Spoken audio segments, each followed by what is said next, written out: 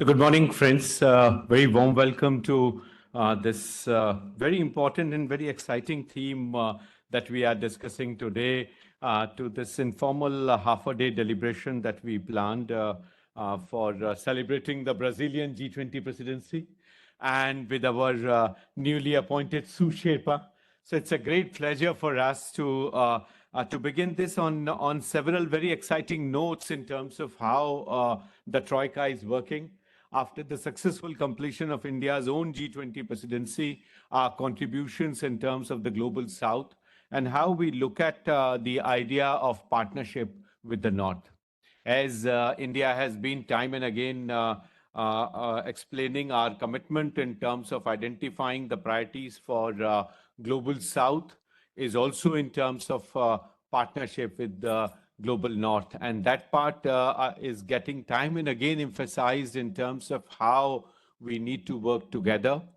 There could not have been a better instrument than what the Brazilian G20 presidency has identified, of getting North and South together and contribute in terms of how the Global South is extremely keen and willing to take it forward. And this is when several academic initiatives have been made by several different institutions, initially to reject South-South cooperation as a modality, initially to reject the idea of Global South. Even not very far away in Financial Times and Economist, you can see write-ups just last week. Economist had one feature. Financial Times in last 1 month has published 3 features on why the idea of Global South is an illusion, why it is not a reality, and why this idea has no basis to go forward.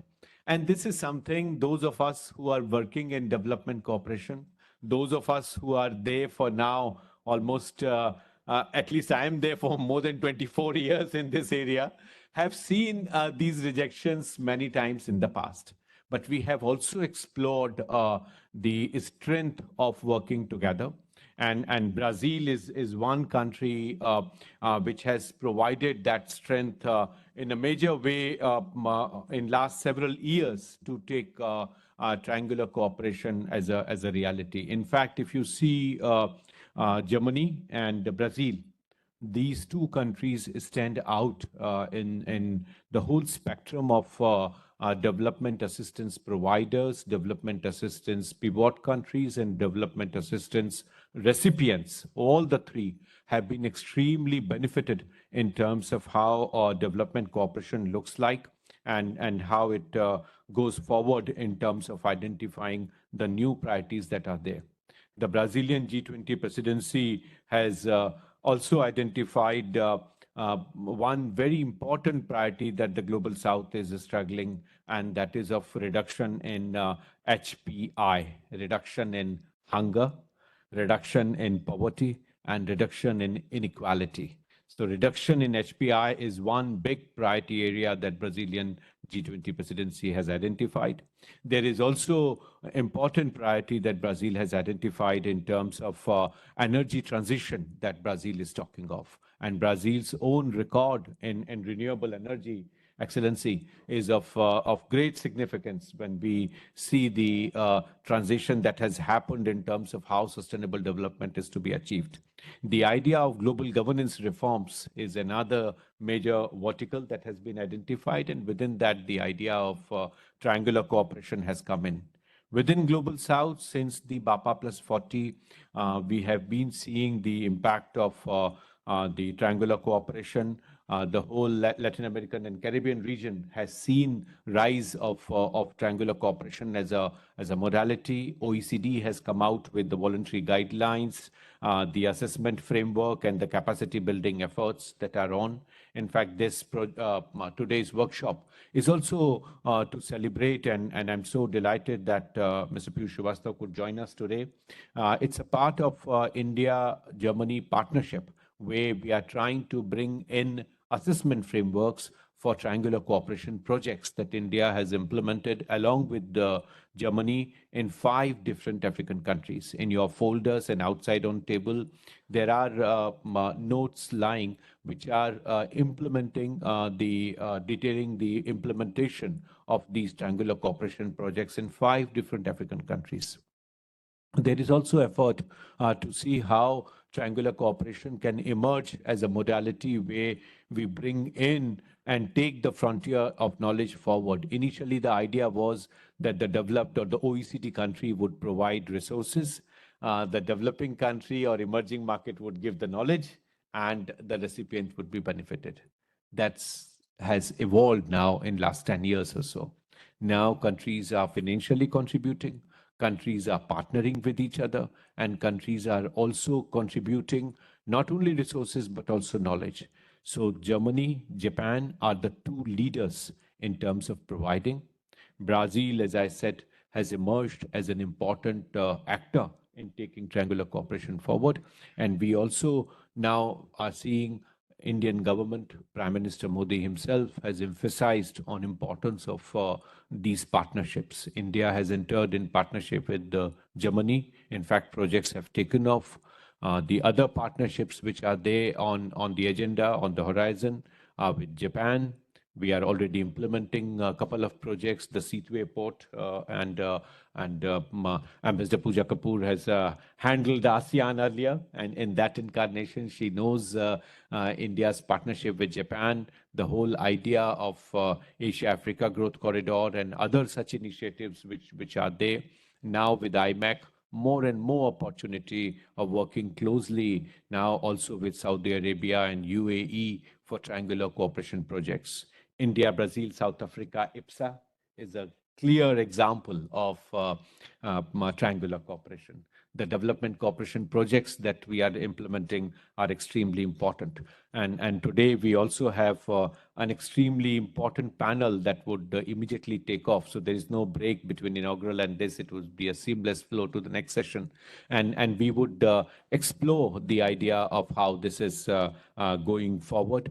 With these words, I once again very warmly welcome each one of you to this exciting half-a-day discussion session that we have organized on celebrating the G20 presidency of Brazil, understanding the idea of triangular cooperation, and also observing how India-Germany partnership is evolving in the backdrop of the triangular cooperation. So warm welcome to each one of you. Let me now invite our new Sue Sherpa, and I think this is one of the first weeks for her where she's appearing as Sue Sherpa to speak on Brazilian G20 presidency, our priority, and India being part of the Troika. So warm welcome and congratulations to you for taking over as Sue Sherpa, and greetings from RIS. I would request you for your remarks. The floor is yours, madam.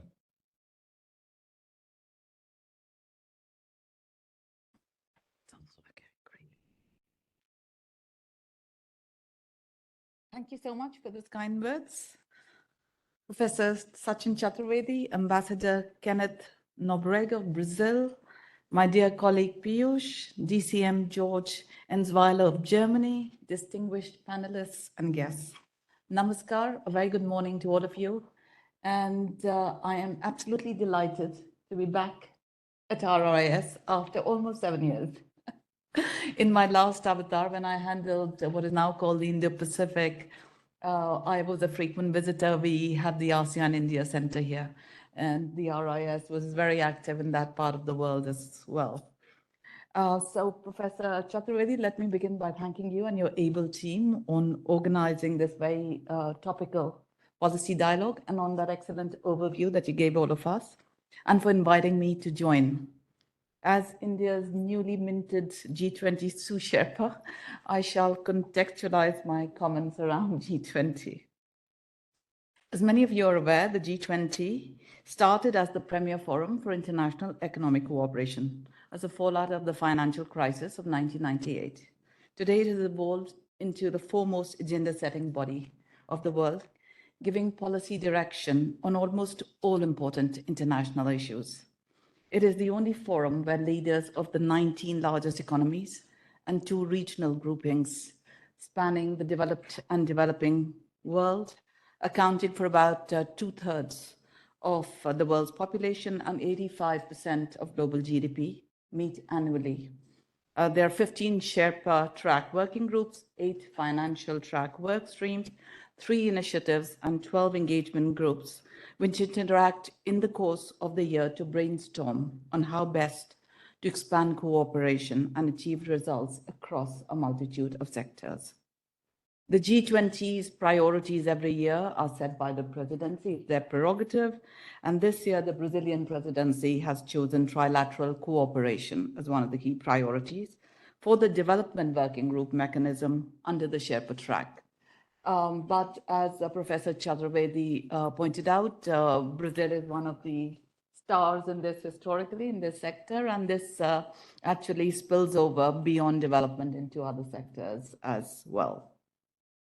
Now, this presents us with an excellent opportunity to find action frameworks for agreed outcomes through cooperation between G20 member countries, development partners, international organizations, think tanks, academia, and other stakeholders in our shared quest for accelerating progress towards achieving these sustainable development goals. The G20 has actually long recognized the potential of triangular cooperation. The 2010 Seoul Development Consensus for Shared Growth called for a focus on systemic issues where there is a need for collective and coordinated action, including through South-South and triangular cooperation, with a view to creating synergies for maximum development impact.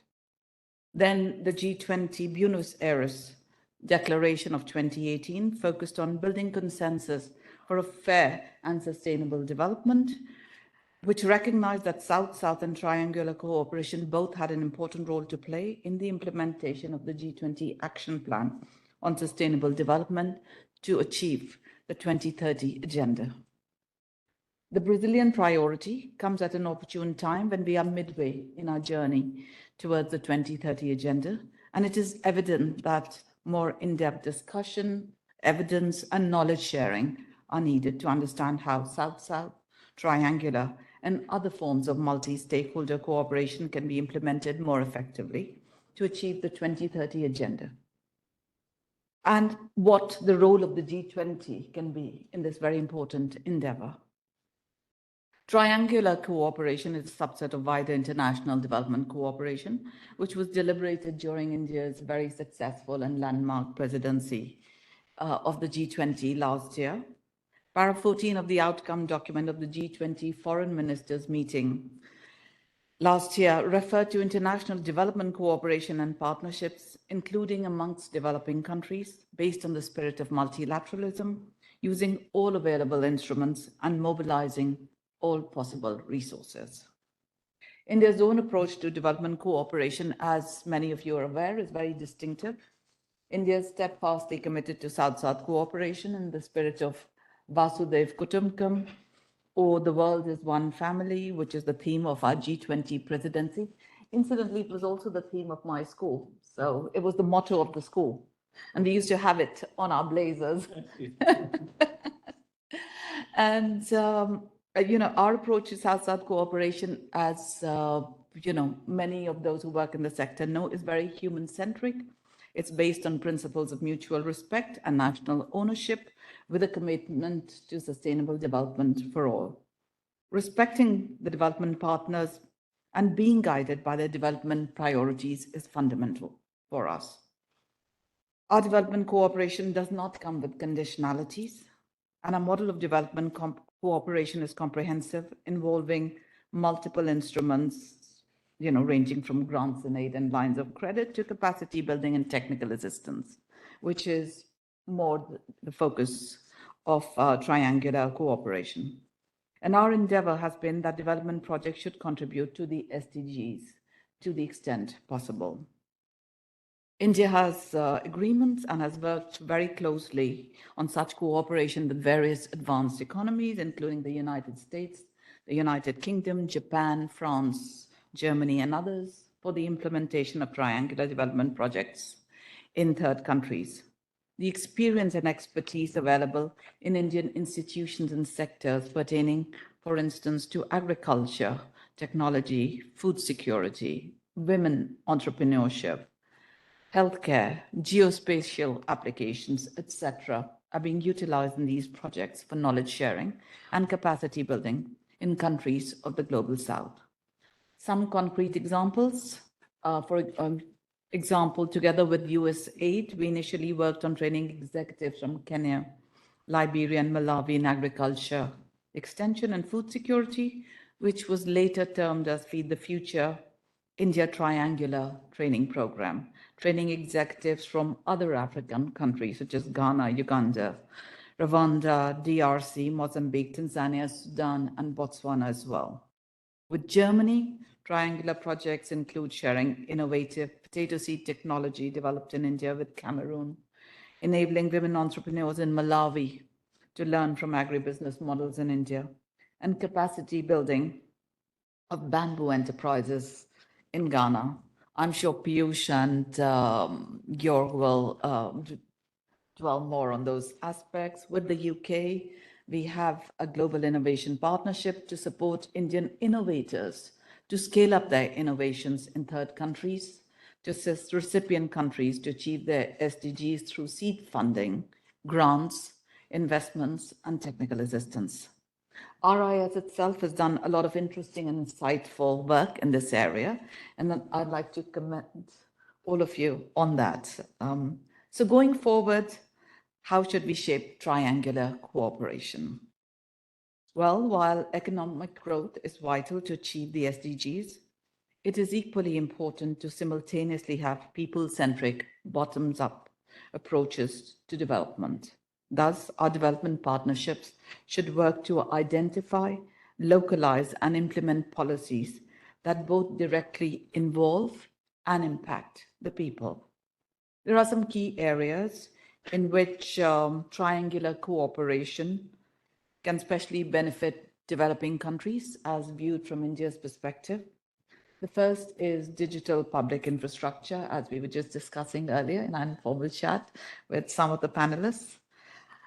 India has formidable experience and expertise in developing and using DPI to meet its own ambitious developmental goals. According to a World Bank report, DPI helped India deliver in 6 years large-scale financial sector inclusion, which would normally have taken up to 47 years. These can be shared with other countries, notably for bridging the digital divide through sharing expertise, technology, and resources to enhance connectivity, e-governance, and digital literacy, which will have a multiplier effect, a cascading effect on the wider socio-economic development agendas of countries. Second, in the education and skilling sector, India again has vast experience and expertise, and through sharing best practices, resources, etc., we can improve access to quality education, to vocational training, and to lifelong learning opportunities in other developing countries of the global south, thereby empowering individuals and fostering sustainable development. Thirdly, sustainable lifestyle practices, so wonderfully encapsulated in the Honorable Prime Minister Shri Narendra Modi's concept of life. Following sustainable lifestyle through responsible consumption and production comes instinctively to Indians, and it is no longer a matter of choice, it is a necessity. To bolster the policy measures that the world is taking to meet the SDGs, we need to breathe the life concept into all our policies and actions, as well into the global collaboration frameworks. In this context, the Gallery Initiative, standing for Global Alliance for Life Economy Research and Innovation, led by RIS, is noteworthy.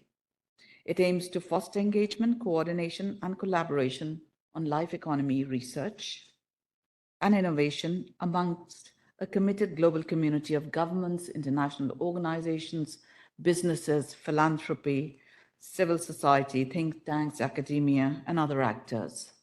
The International Energy Agency has estimated that the measures listed under the LIFE initiative could globally save consumers over $440 billion by 2030, and it is very important to take this forward. We on our part are trying to push this in the G20 through the Development Working Group.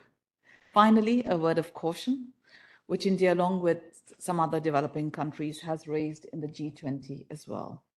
First, triangular cooperation is not a substitute, but rather a complement to North-South cooperation.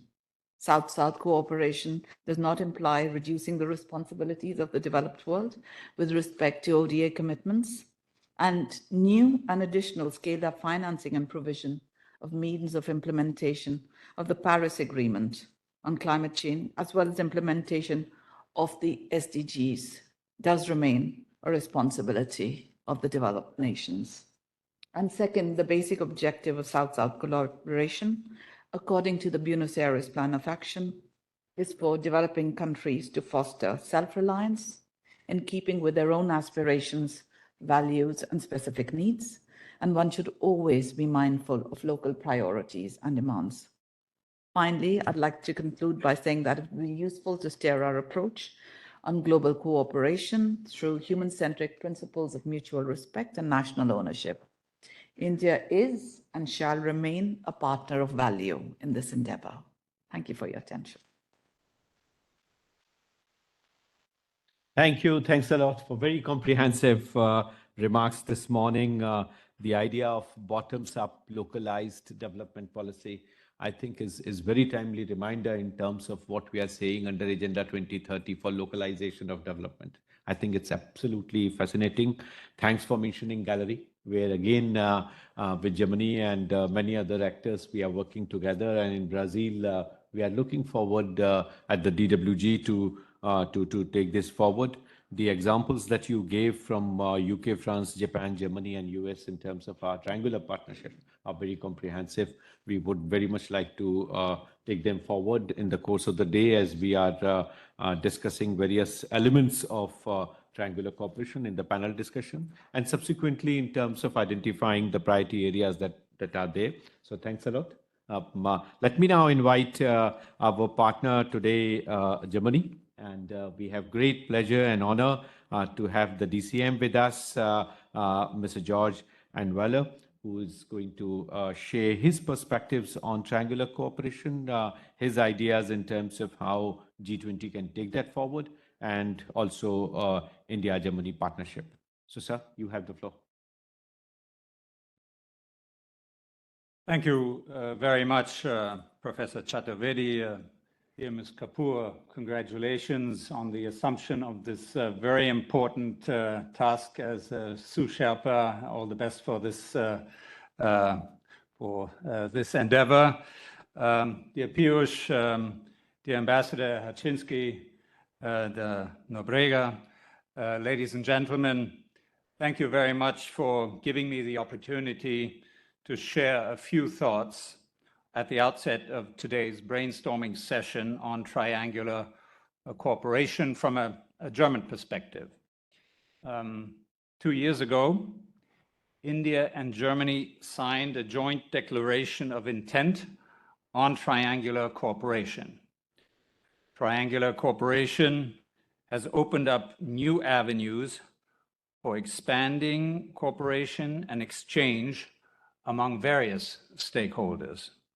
It is a new form of partnership in which each partner has lessons to share and lessons to learn.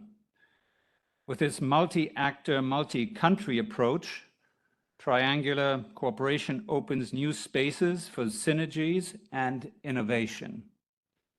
It is a very special and very valuable instrument to promote the achievement of the SDGs. I'm delighted to say that in the rather short period since signing the joint declaration on triangular cooperation with our Indian partners, 4 pilot projects on 2 continents have successfully been concluded. Let me take the opportunity to congratulate all involved, especially our Indian partners, our esteemed colleagues from the Ministry of External Affairs, who keep pushing things forward, and also our colleagues from GIZ, who managed to keep all threads together despite the high complexity of triangular projects on this very nice success. Academia, civil society, and governments of 3 different countries work and learn together to spread solutions that have been proven successful. A few examples of the results that we have been able to achieve together and that underline the innovative character of this modality of cooperation. In Cameroon, India, Germany, and Cameroon introduced novel potato cultivation technologies that had been developed in India. In Ghana, we profited from India's vast experience with bamboo products and created models for economic prosperity in rural Ghanaian communities, especially for women and youth. Similarly, we jointly introduced models of agri-business incubators that have been proven very successful in India to women's groups in Malawi. Still, I think it's fair to say that triangular cooperation is a relatively new instrument. It is, so to say, still in its infant state. It needs to be further developed to increase its application and effectiveness. Maybe there are aspects in this form of cooperation that also still need to be improved. This brainstorming session today is very timely to move triangular cooperation to adulthood. I would like to thank RIS for providing the platform to discuss among all relevant stakeholders the issues and opportunities around this instrument, how to strengthen its use and implementation. Triangular cooperation is the right modality to act together with more global solidarity, innovative thinking, and flexible action. It creates multi-stakeholder partnerships for global sustainable development goals based on common responsibility and joint and mutual learning. Germany is looking forward to continue to engage in triangular cooperation with technical assistance, capacity building exercises and training workshops, as well as uptake innovative solutions to development challenges. Ladies and gentlemen, I do wish all participants here today very fruitful deliberations in this brainstorming session and a lot of success for future endeavors on the issue of triangular cooperation. Thank you very much for your attention. Thank you. Thanks a lot, Mr. Anwar, for your kind comments and for identifying the priority areas and the roadmap as we move forward on triangular cooperation. The idea of focusing on capacity building, I think, is absolutely essential. And we are discussing with GIZ opportunities in terms of how we can bring in the Development Partnership Administration and other entities. And I had discussions with our Joint Secretary, Mr. Piyush Srivastava. We would be very, very keen in terms of taking it forward to do capacity building. As you rightly said, mutual learnings are equally important as we go beyond bilateral to triangular, and that I think would be important. Let me now invite person for the year with whom we are celebrating the Brazilian G20 presidency. Ambassador Nobrega has been one of the most prominent Global South ambassador here. And this year, when we are connected with Brazil's G20 presidency, your role and your leadership here in Delhi is extremely crucial. As our Su Sherpa mentioned, we are keenly looking forward for partnership and cooperation with Brazil to take forward several ideas that Global South has been envisaging, and your presidency has already captured them. So the floor is yours. Good morning. Thank you very much for your kind words. Professor Sachin Chaturvedi, Director General of RIS, Ms. Additional Secretary and BRICS, new BRICS, no, because I was a BRICS Su Sherpa. Sorry, this is a new G20 Su Sherpa. Mr.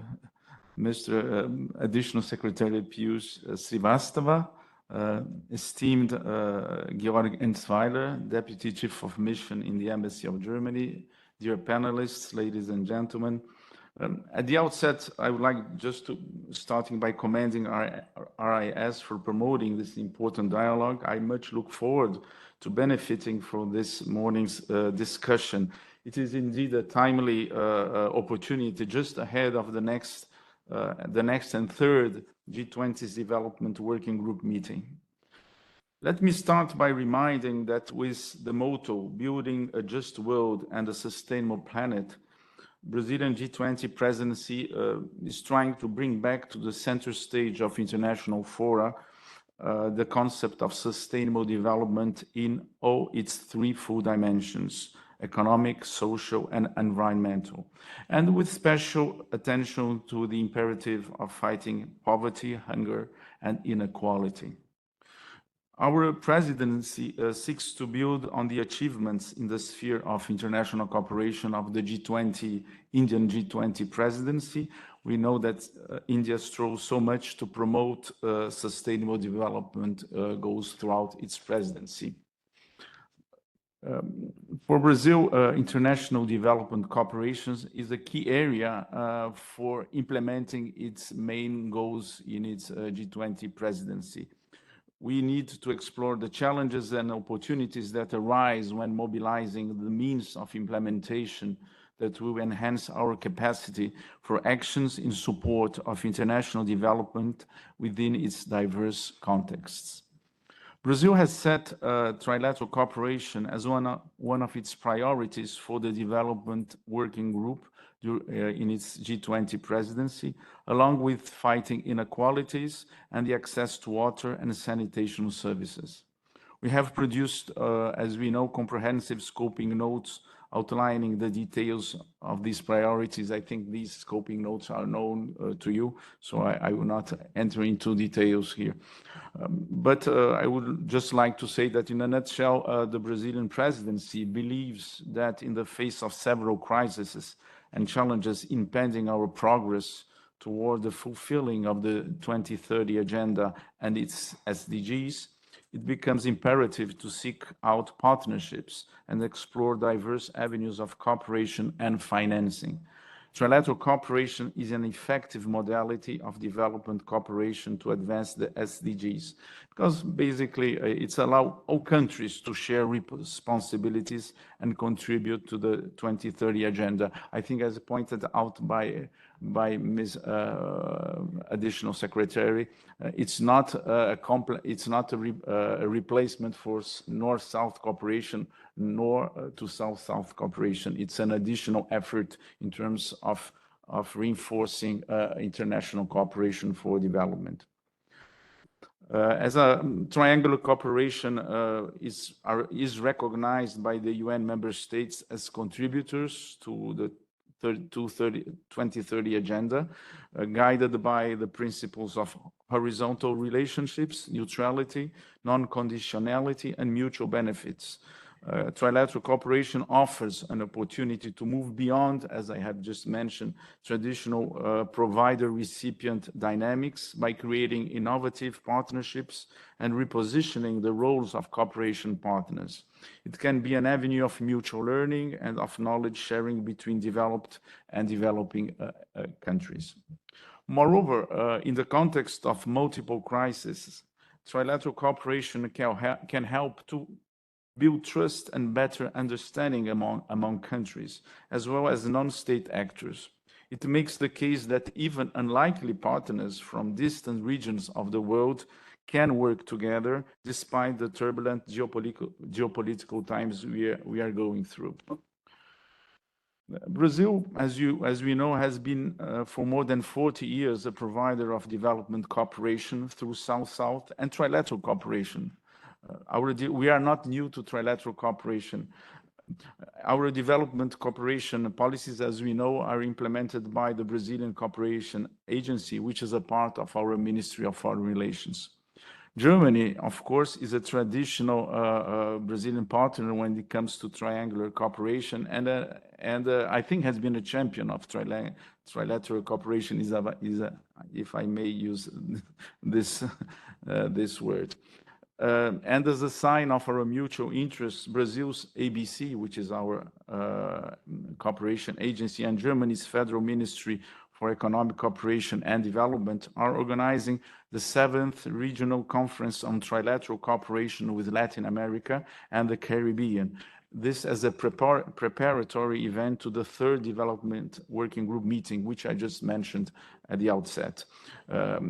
This event is to be held in the city of Salvador da Bahia, and I am confident that the conference will yield fruitful outcomes, which are going to enrich the discussions of the third development working group meeting. Ladies and gentlemen, the international community has not yet unlocked the full potential of trilateral cooperation as a way to boost cooperative actions for development and to accelerate the SDGs. Generally, there is a lack of awareness among stakeholders, including private ones, about this modality of cooperation. Moreover, a quite limited amount of funding has been directed to this modality. There is a broad need, I think, for effective institutional frameworks that allow for easier engagement in trilateral cooperation schemes. Brazil has been playing a proactive role in advocating the institutional consolidation of international development cooperation. A step towards this direction is the establishment of a well-structured trilateral cooperation initiative to enhance capabilities and disseminate best practices among G20 member countries, which are interested in this kind of cooperation. And also we are extending also the possibility of including the private sector and civil society associations in these triangular cooperation schemes. The core proposal of the Brazilian presidency regarding how to consolidate triangular cooperation is to focus on joint development strategies so as to strengthen and expand partnerships in the field of cooperation for sustainable development, and to advance the establishment of this initiative of trying to consolidate or to institutionalize, for that matter. Brazil intends to carry out a survey of successful practices and strategies. To hold, we intend to hold multilateral technical meetings. We intend to launch a virtual platform for practical interactions and also to disseminate assessment methodologies. We would like very much this initiative to be carried on well beyond Brazil's G20 presidency, providing permanent support for international G20 endeavors aligned with the 2030 agenda. For us, the key for this initiative's success is a clear political commitment with the inclusion of trilateral cooperation in development policies through effective coordination among partners, availability of funding and resources, and identification of asymmetries among partners to seek balanced partnerships.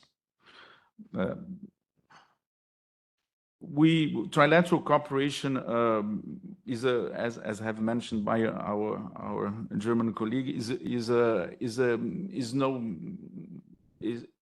something which can really provide new synergies and innovation in the field of international cooperation. I'm also emphasizing this point, which I think is a valuable, very important point. And with great satisfaction, we are seeing a growing level of engagement from Germany, Japan, and the United Kingdom. And our aspiration is to replicate this level of engagement with both traditional and emerging stakeholders. Here, we are mentioning stakeholders because also we would like very much private sector, civil society associations to be on board. We see that in that regard, the Brazilian Cooperation Agency has resumed strategic dialogue on international development cooperation with a large number of partners. Here, state partners mean countries, governments, but also civil society and private sector. Just moving forward, we think that this modality of cooperation serves also as a powerful tool, not only for promoting international development, but also for in the environmental sphere. If we move on to the specifically to the environmental sphere, it's a good, important tool for rebuilding efforts, refugee protection, and disaster response. And in that respect, the Coalition for Disaster Risk Reduction, the CDRI, which has been, I think, championed consistently by India, can serve as a vital platform for fostering collaboration among partners, enhancing their resilience against natural calamities, and promoting joint strategies for disaster management. Through CDRI, countries can leverage their expertise, resources, knowledge, and knowledge sharing to develop initiative solutions. Ladies and gentlemen, Brazil's G20 presidency is, as you have, I think, mentioned, is fully on board when it comes to make all these the effort so that trilateral cooperation can be a new avenue, a very valuable avenue for promoting international cooperation in terms of socio-economic development, and also with a sensitiveness to environmental issues including not only governments, but also civil society and the private sector. We think that trilateral cooperation represents a new beacon of hope, a beacon that illuminates the path towards a more inclusive and prosperous Earth or planet for everybody. Thank you very much. Thank you. Thanks, Your Excellency, for highlighting the importance that Brazil has attached to the idea of triangular cooperation, the institutional modality, and also, as you rightly mentioned, in Bahia, in Salvador, when we meet at the Development Working Group, more emphasis and more energy in terms of how this modality can be taken forward. So thanks for your kind remarks. Let me now invite Mr. Piyush Srivastava for his remarks on the session that we would be getting into now in terms of new modalities and new hopes for triangular cooperation. So Piyush, you have the floor. Thank you, Professor Sachin Chaturvedi, DG RIS, Ambassador Kenneth Felix of Brazil, my colleague Pooja, Mr. George Ensweiler, Deputy Chief of Mission of German Embassy, distinguished panelists, dear participants of the conference, ladies and gentlemen. It is my pleasure to participate in today's panel discussion, which is on such an important topic. And we have heard from my previous speakers as how this triangular cooperation is a new modality of cooperation, which is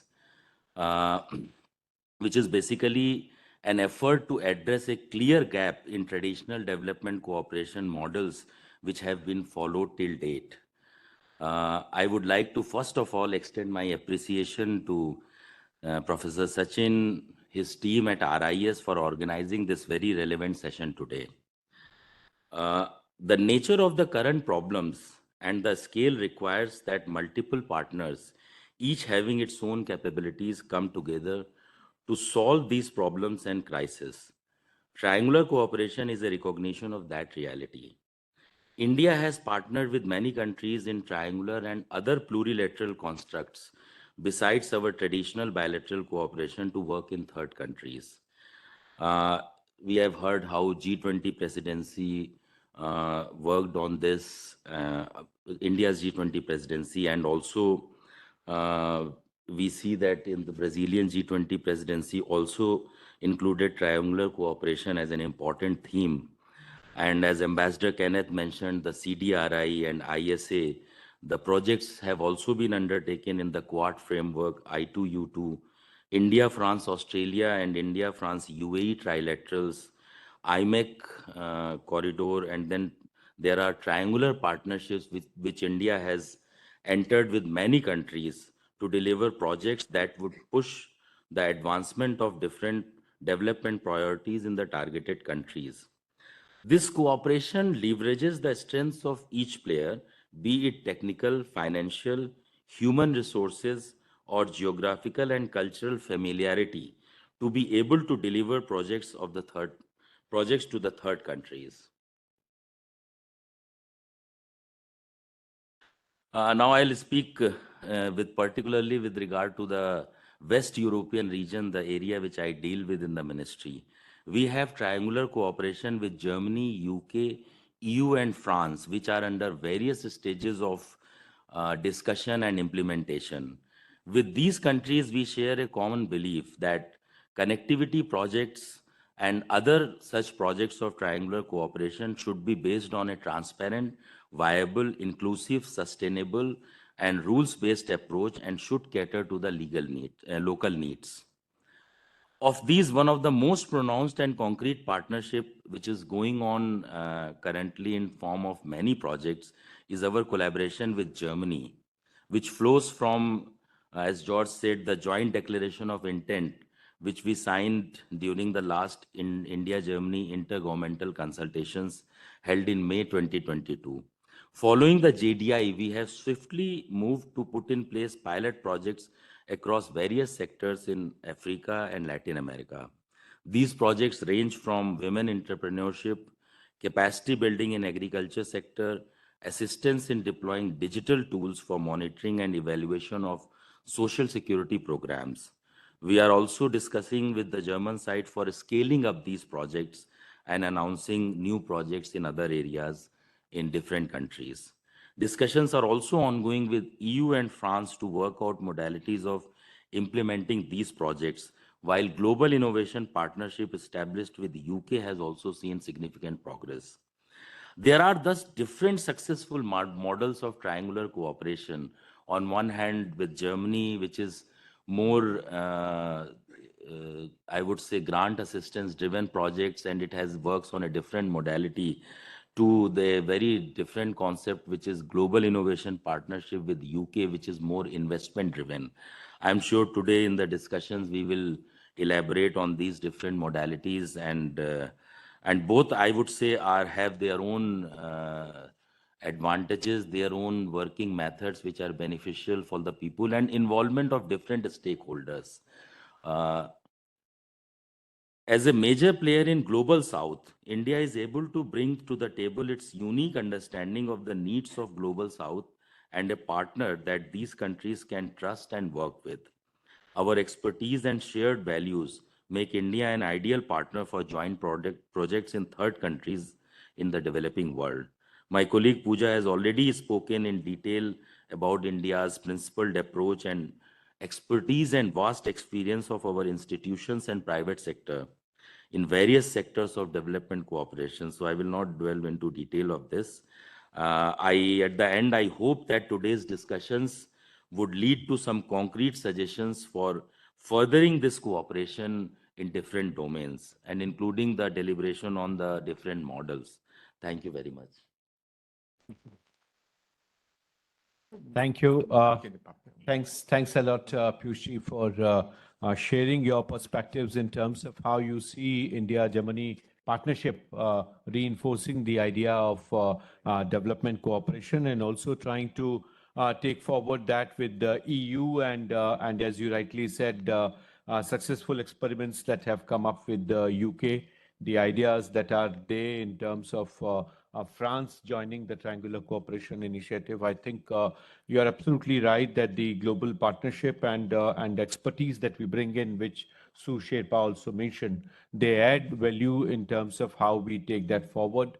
The advantage for Brazil, which I think very few global South countries have, is to bank on their own agency, and ABC has been a great asset in terms of how development cooperation is structured and materialized. So now let me get into the component with our subject experts and bring forward the knowledge that each one of them bring in form of development cooperation, its administration, its governance, and engagement across the floor. So let me begin with Ms. Nandita Barua, the country representative of the Asia Foundation in New Delhi. So Nandita, you have the floor. Thank you so much, Sachin. Greetings to all the dignitaries sitting here, Srimati Pooja Kapoorji, Mr. George Anwila, His Excellency Kenneth Flakes, Shri Piyush Srivastavji, and my dear friend Sachin. Thank you for having me, and it's an honor to be actually sharing the floor with you, Ms. Kapoor, for the second time in less than a week. We have been having these discussions on some of these issues in other forums as well. So I think one, the timing of these discussions are always important, because when the world is today collectively struggling to find solutions to problems which impact everybody, it also becomes very imperative that the framing of those solutions also are infused by the voices who matter the most.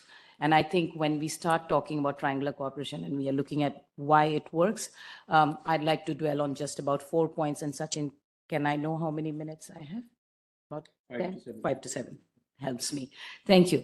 I think as the esteemed speakers before said, that it's not like triangular cooperation is new to the world of development. It has been happening in various avatars and framings for many years, way back in the 50s, as we were just talking over tea when India and got together to do the cabling with the US across Bhutan and Nepal at that time. And then, of course, the road link in Nepal. So there has been many avatars of triangular cooperation. But what is it that's just become of so much more interest today are things that needs to be looked at. And since the session is called New Modality and New Hope, I'm going to be a little bit provocative in putting forward some thoughts. I think India has played a pivotal role in TRC partnership. But what does it mean when we look at, as Pooja said, about triangular cooperation and South-South cooperation? First, of course, very rightly said, these are not two exclusive framings. What is the commonality and what we need to focus on while framing triangular cooperation in our experience is that whether the kind of development initiatives that are being rolled out are being seen as being led by solutions that are Southern grown, that are being led by perspectives that capture the growth of the global South that has happened in the last 20, 30 years. The learnings of the global South are the initiatives and programmings that are being put forward, being driven by that perspective. If that perspective and that learning is on the table for others to take from, then I think the combination of who the three partners are going to be would matter less.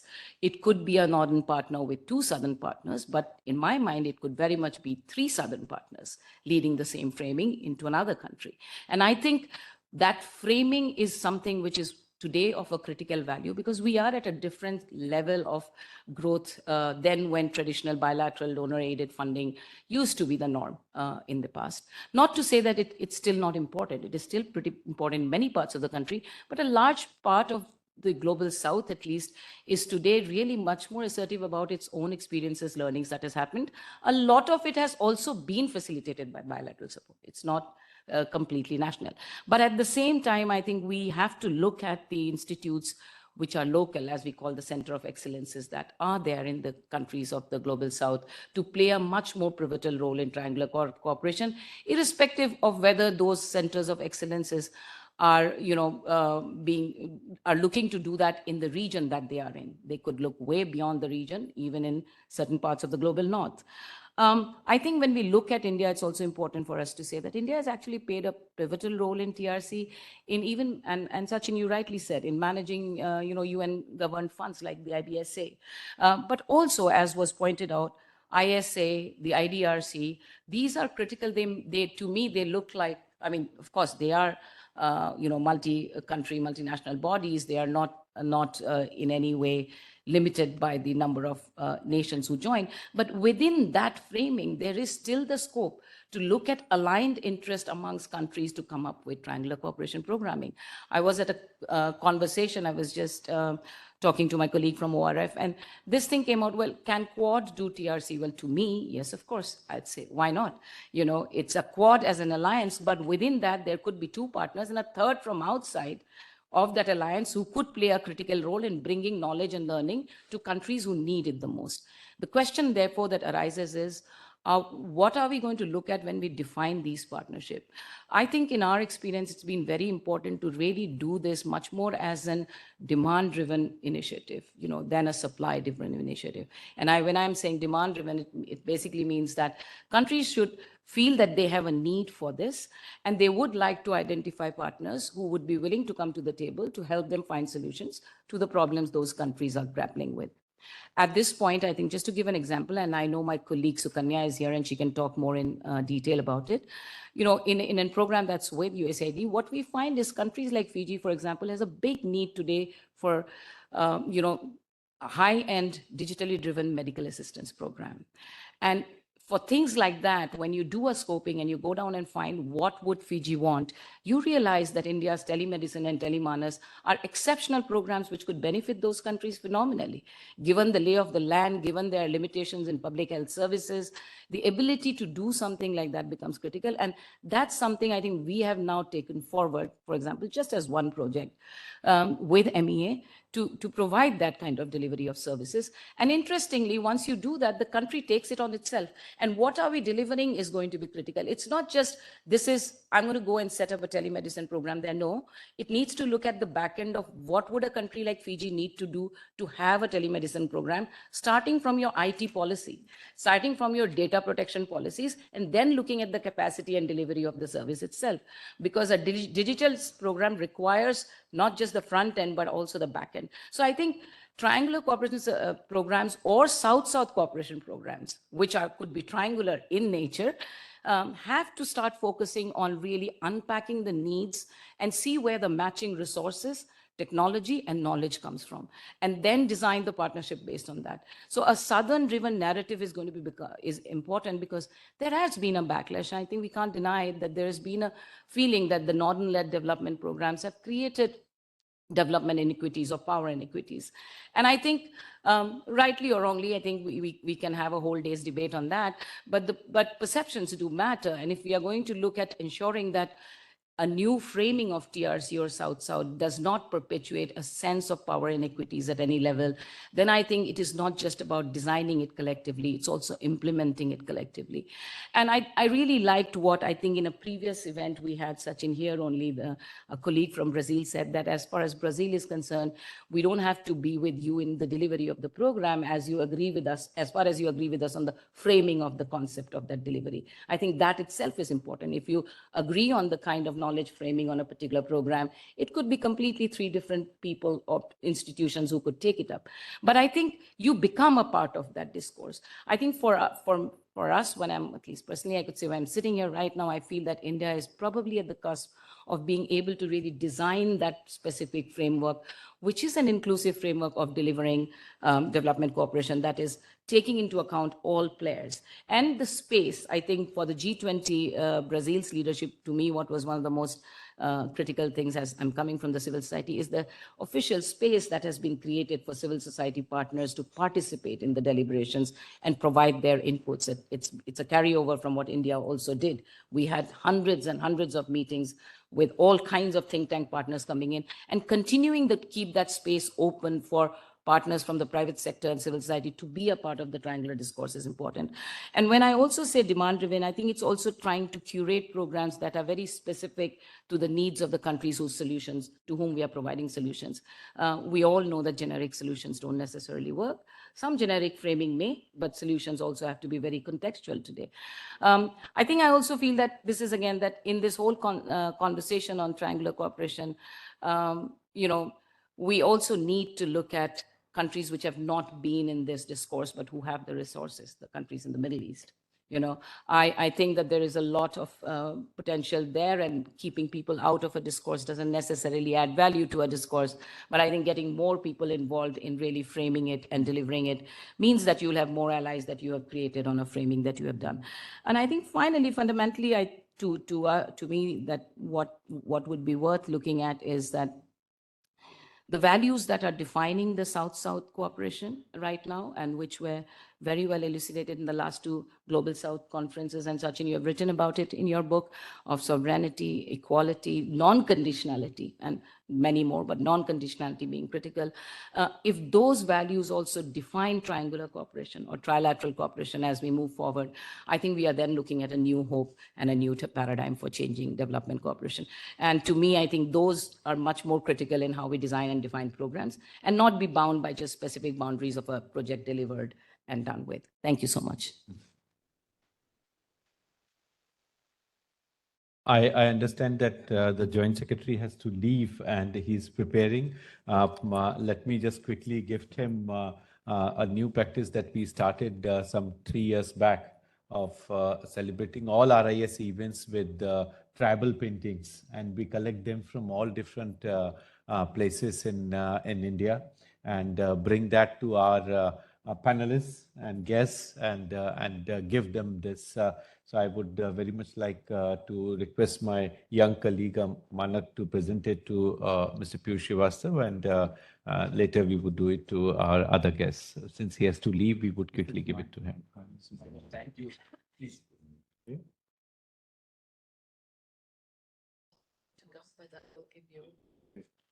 I will ping my WhatsApp, using WhatsApp. This is why we put it. Okay.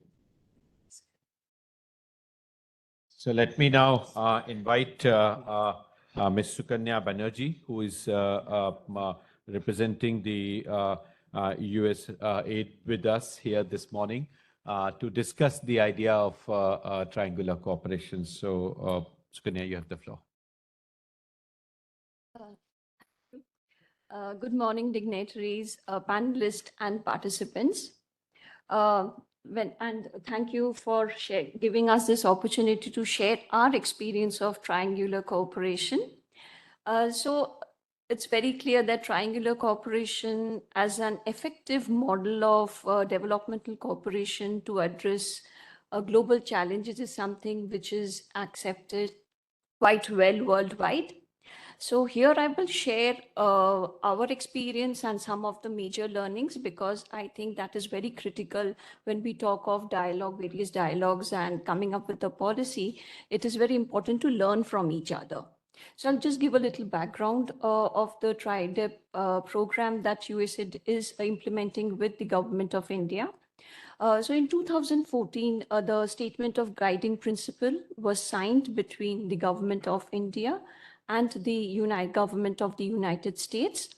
The GOI was represented by Ministry of External Affairs, and here the USAID is implementing the project. And so in 2014, though the principle was signed, but the actual program was designed and implemented in 2020 under the name Triangular Development Partnership, which we call TRIDEP. And the focus of this particular program is to bring in innovation and cutting-edge solutions, leverage the innovation and cutting-edge solutions that has been developed in India to the third countries. And one of the reasons what we find India to be apt for such an initiative is because the similarity of the developmental challenges that these countries face, and also, you know, the policy and the schemes that are being implemented in the countries are also similar.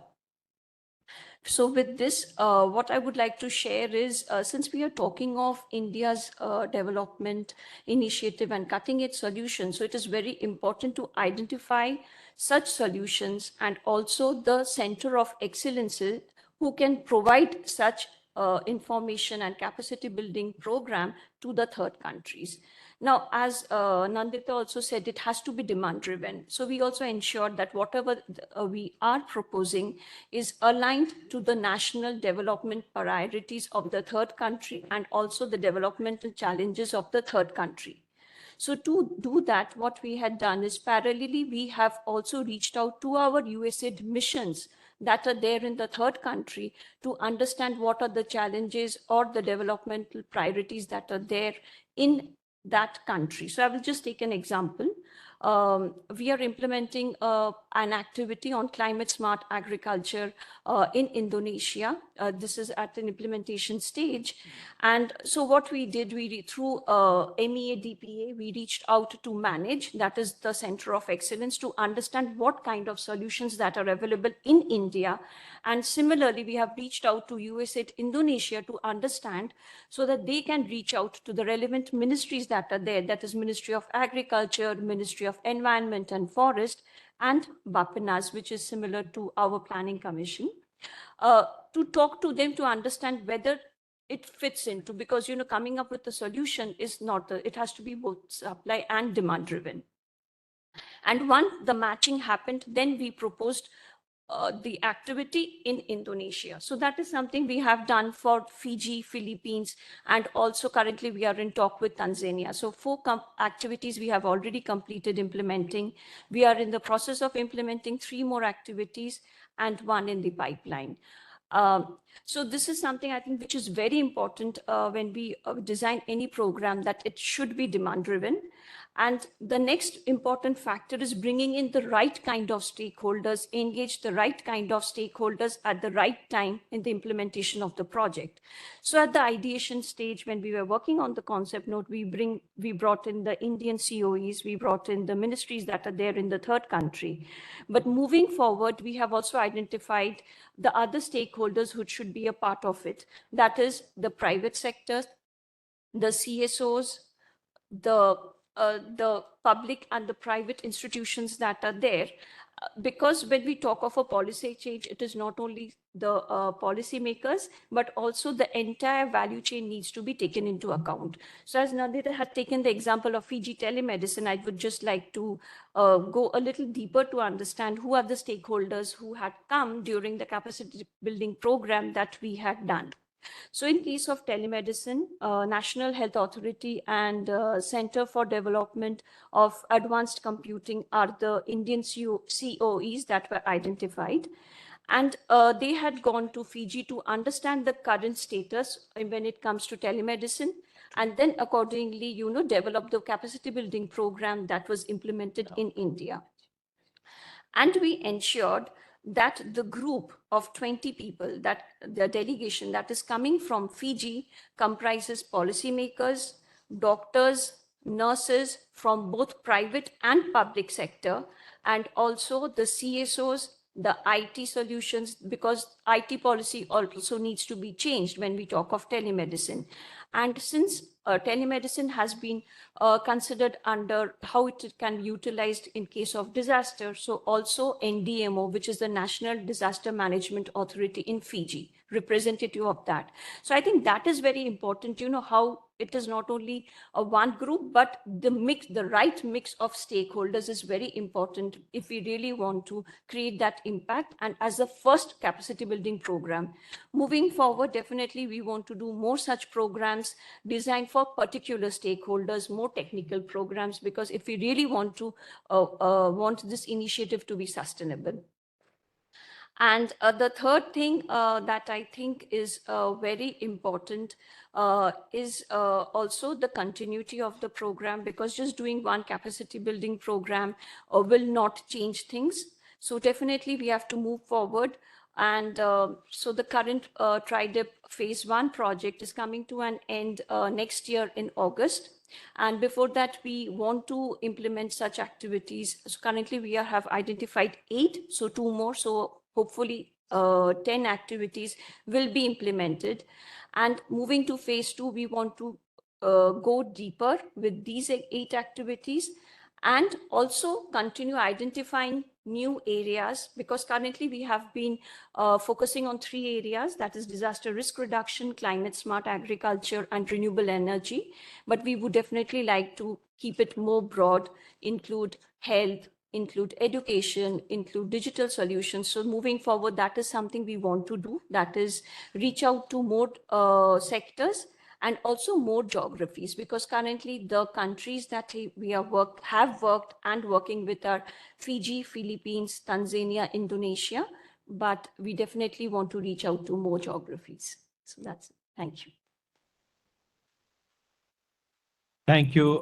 Thanks, Ms. Banerjee, for bringing forward USID's both priorities and the future areas that you mentioned, the successful cases that you listed, and also the priority areas in terms of how institutional connects are coming up and what role research institutions, partner institutions that are there in both the countries, and also the possibility of standardizing it in terms of how the template for triangular cooperation would come up. So thank you. Thanks for this very exhaustive presentation from USID. Let me now take this opportunity to thank our sous Sherpa, Ms. Pooja Kapoor, who also has to rush for another meeting. Let me profusely thank her for sparing her time and joining us here back to RIS, and it's a great honor for us. Let me request Manat to share a nice, beautiful, colorful painting with her. Thank you.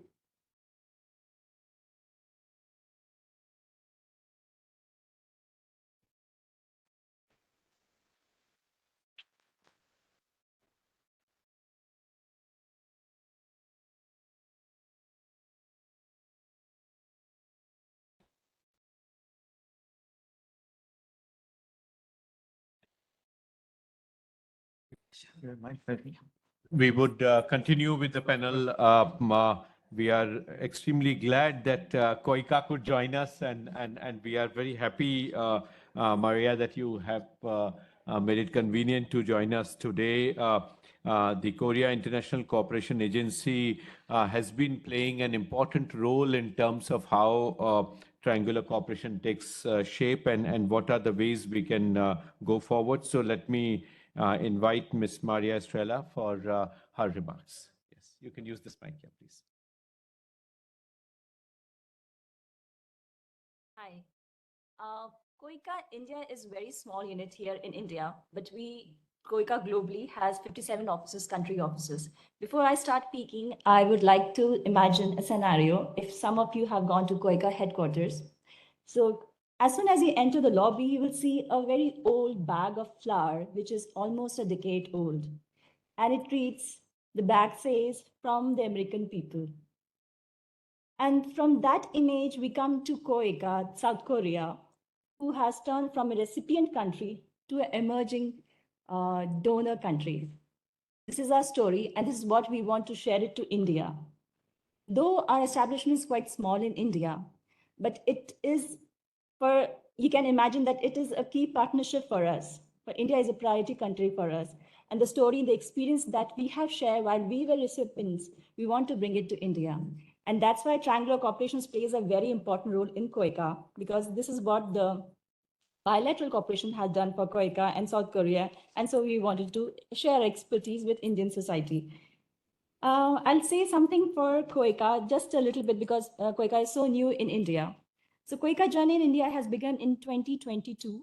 Currently, our office is placed in Embassy of Korea in New Delhi. We aim to foster sustainable development in India across Indo-Pacific region, as far as East Africa. India is a priority country for South Korea in relation to development programs, as we all know that. In terms of India, Koika's focus areas are technical capacity strengthening for SMEs and startups. The second is to enhance capacity of climate change. And the third priority is to inclusive regional development on gender equality. Koika intends to partner with India through grant assistance and technical cooperation programs. Just to bring to your notice that recently we have signed an MOU with USAID for capacity strengthening of women's social entrepreneurship. There's a very important trilateral clause in it where we want to aim at AI in sustainable development, in climate change capacity building, and in, yes, AI ethics and governance. Yes, that cannot be not thought about. And the second part that we want to do work in disasters management. So when we talk about disaster management, so Korea has a Korean disaster relief team, which was set to Canada to extinguish the forest fire in Canada this July, sorry. So we are expecting that there might be a more increase from the international community in terms of disaster management relief team and assistance from Koika, from Koika, yeah. If we talk about what is the strategies that we approach for trilateral cooperation, I would say that what is in Koika's mind is capacity building in India. So knowledge sharing and trilateral project in terms of Koika aids to facilitate knowledge sharing and implement trilateral projects, as demonstrated by initiatives like the female professionals in electronics project in Ghana. So as we see that electronics sector is more of a male dominated sector, but in Ghana, it is same for them also. In Ghana, from 4%, the women in electronic sector in Ghana is 4%, and KOICA has implemented this program in collaboration with GIZ and Samsung Electronics, and they have aimed to increase the women participation to 34%. The next is the important sector for us is technical building and startup ecosystems. KOICA emphasizes capacity building and supports the establishment of startup ecosystem. For example, in Rwanda, KOICA has established a technology transfer center to promote innovation and entrepreneurship. And we aim to implement similar models in India and the neighboring countries, especially in Indo-Pacific regions. KOICA is committed to supporting projects like to promote clean energy access and reduce inequality, such as the Access Process project in Indonesia and East Asia. KOICA seeks to replicate successful model in India and neighboring countries to contribute to sustainable development goal. KOICA recognizes the importance of collaboration with major donors and international organizations to achieve its development objectives. Trilateral cooperation, particularly in the Indo-Pacific region, remains a strategic priority for Korea and KOICA. So coming back to that, in conclusion, KOICA approaches to development cooperation is guided by this commitment to sharing knowledge, innovation, and partnership building by leveraging its expertise and resources. South Korea also aims to contribute to inclusive and sustainable development in India and Asia beyond. I would like to end with an example of trilateral cooperation that since I said that we are quite nascent in trilateral cooperation, but a beautiful example that I want to present is that happened in Ghana. So KOICA implemented a project about universal health coverage and global health security in Ghana through partnership among donors in Korea, US, and Japan.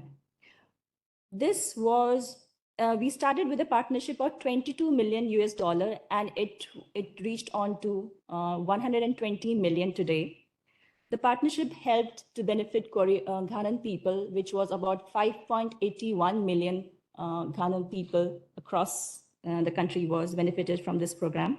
So yes, we do realize the importance of trilateral cooperation, that alone we cannot resolve these global polycrisis, and we need our neighboring donors, emerging donors, international organizations to do something together in terms of peace, prosperity, and sustainable development. Thank you. Thanks, Ms. Estrella, for elaborating KOICA's approach and giving some examples on this. Let me now invite from GIZ, Mr. Chaman Lal Hada, for his remarks, practitioner's perspective. So, Chaman, you have the floor. Thank you, Professor Sachin. So good morning to all of you.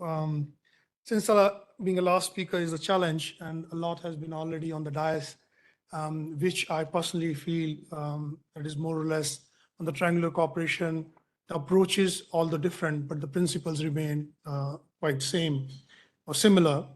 I would like to start with a little story about a lady, Miss Tima DC from Malawi.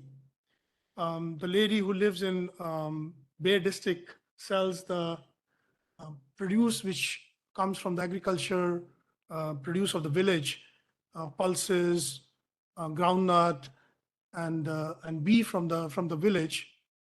And this lady has been doing it for last 10 years, but aspiring to be an entrepreneur. And he was very much keen on upgrading her very small village outfit, the industry which she has. And she met in India a lady from Manage, Anusha Joshi. And there she learned about, she has a farm, bee farm, and learned about a lot of uses of bee. The honey could be used in a different medicinal things. The honey could be used for soap, for wax could be used for the lip balm, for cosmetics, for skincare. And this amazing product range she learned from India, went back to Malawi, initiated 2 of the products, one the soap and another is the floor wax, which she initiated there. An amazing result, revenue increased by about 30%. And she also now into the bee business, where she's branding her bee with the herbal medicines. sent her B samples to the Malawi certification agency. And she owns a brand now on the bee. And this all happened in a very short period of time.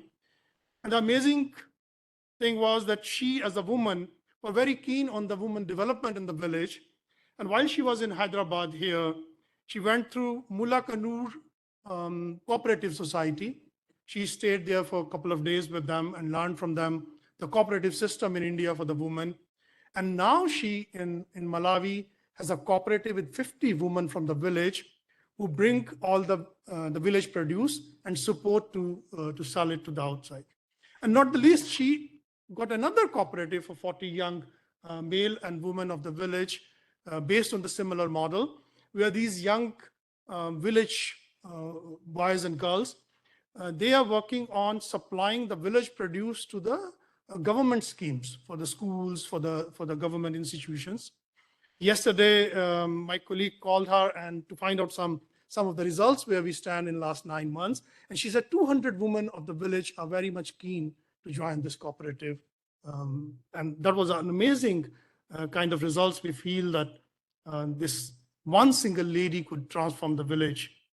I move on to another small story of George in Ghana, who was a manager in a training institute for bamboo, visited India, got trained in NID, National Institute of Design, as well as in Nectar, went back, got a 30 days training in a master craftsman organized by the Indian craft people, Mr. Shaukat Ali and Gaurav Sharma. They were there for 30 days to run capacity building program for master craftsmanship. And now this gentleman this year has sold a furniture worth of $363, which he learned this furniture making with the Indian experts. And that's the kind of things which are happening in Ghana with the bamboo.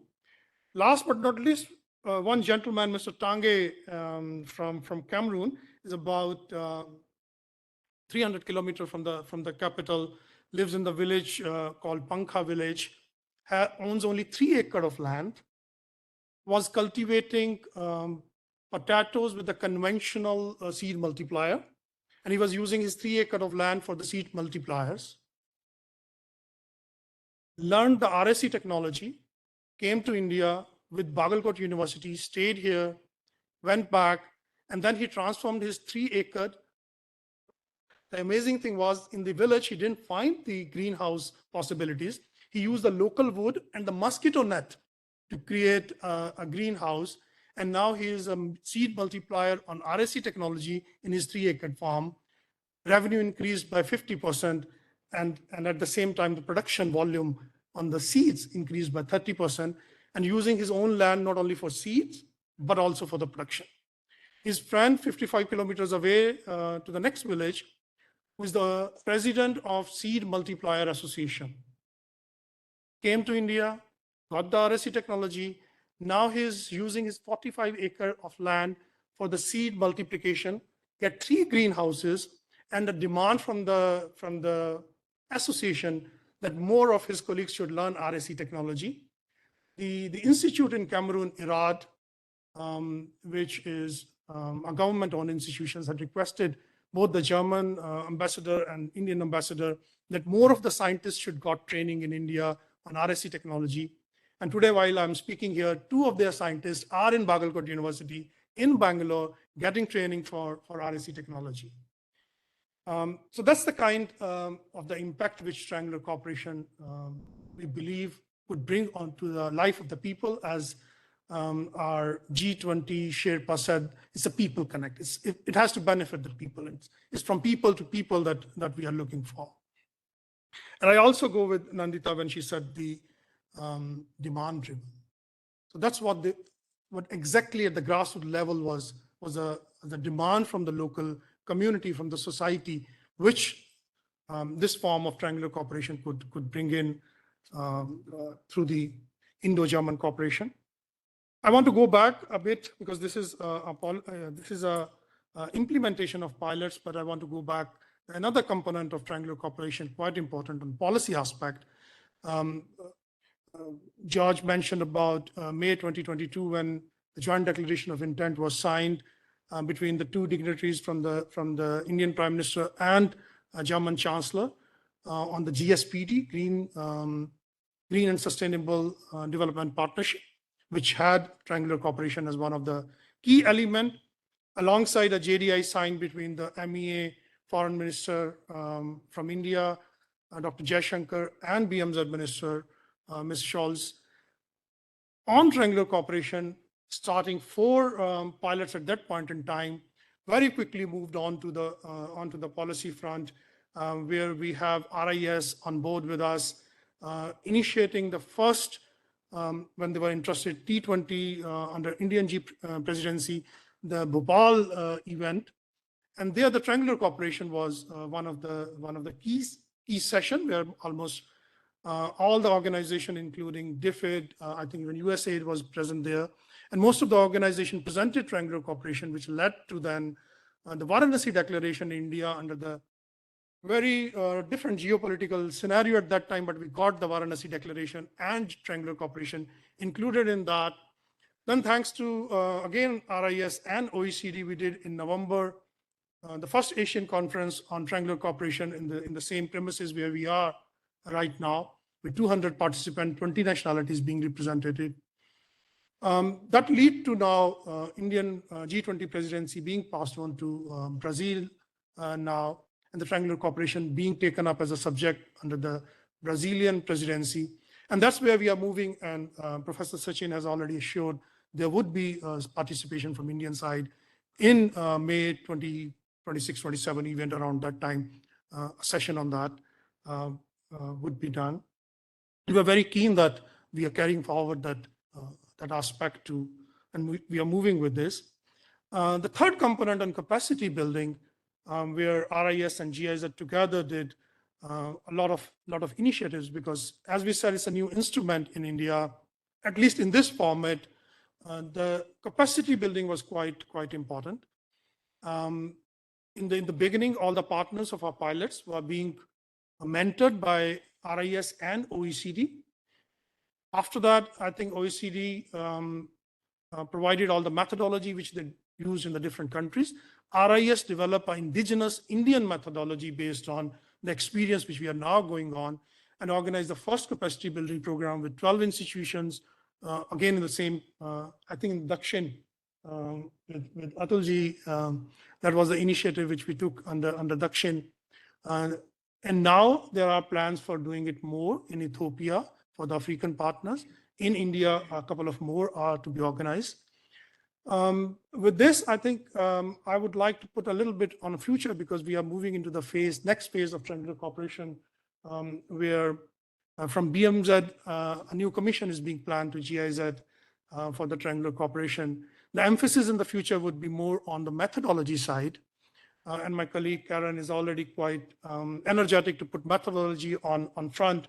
And we have first methodology on call for proposal, how to get a transparent mechanism to get the call for the triangular cooperation, where pivotal partner from India side or from the beneficiary side, a development partner country, should be in a very transparent manner able to participate in this call.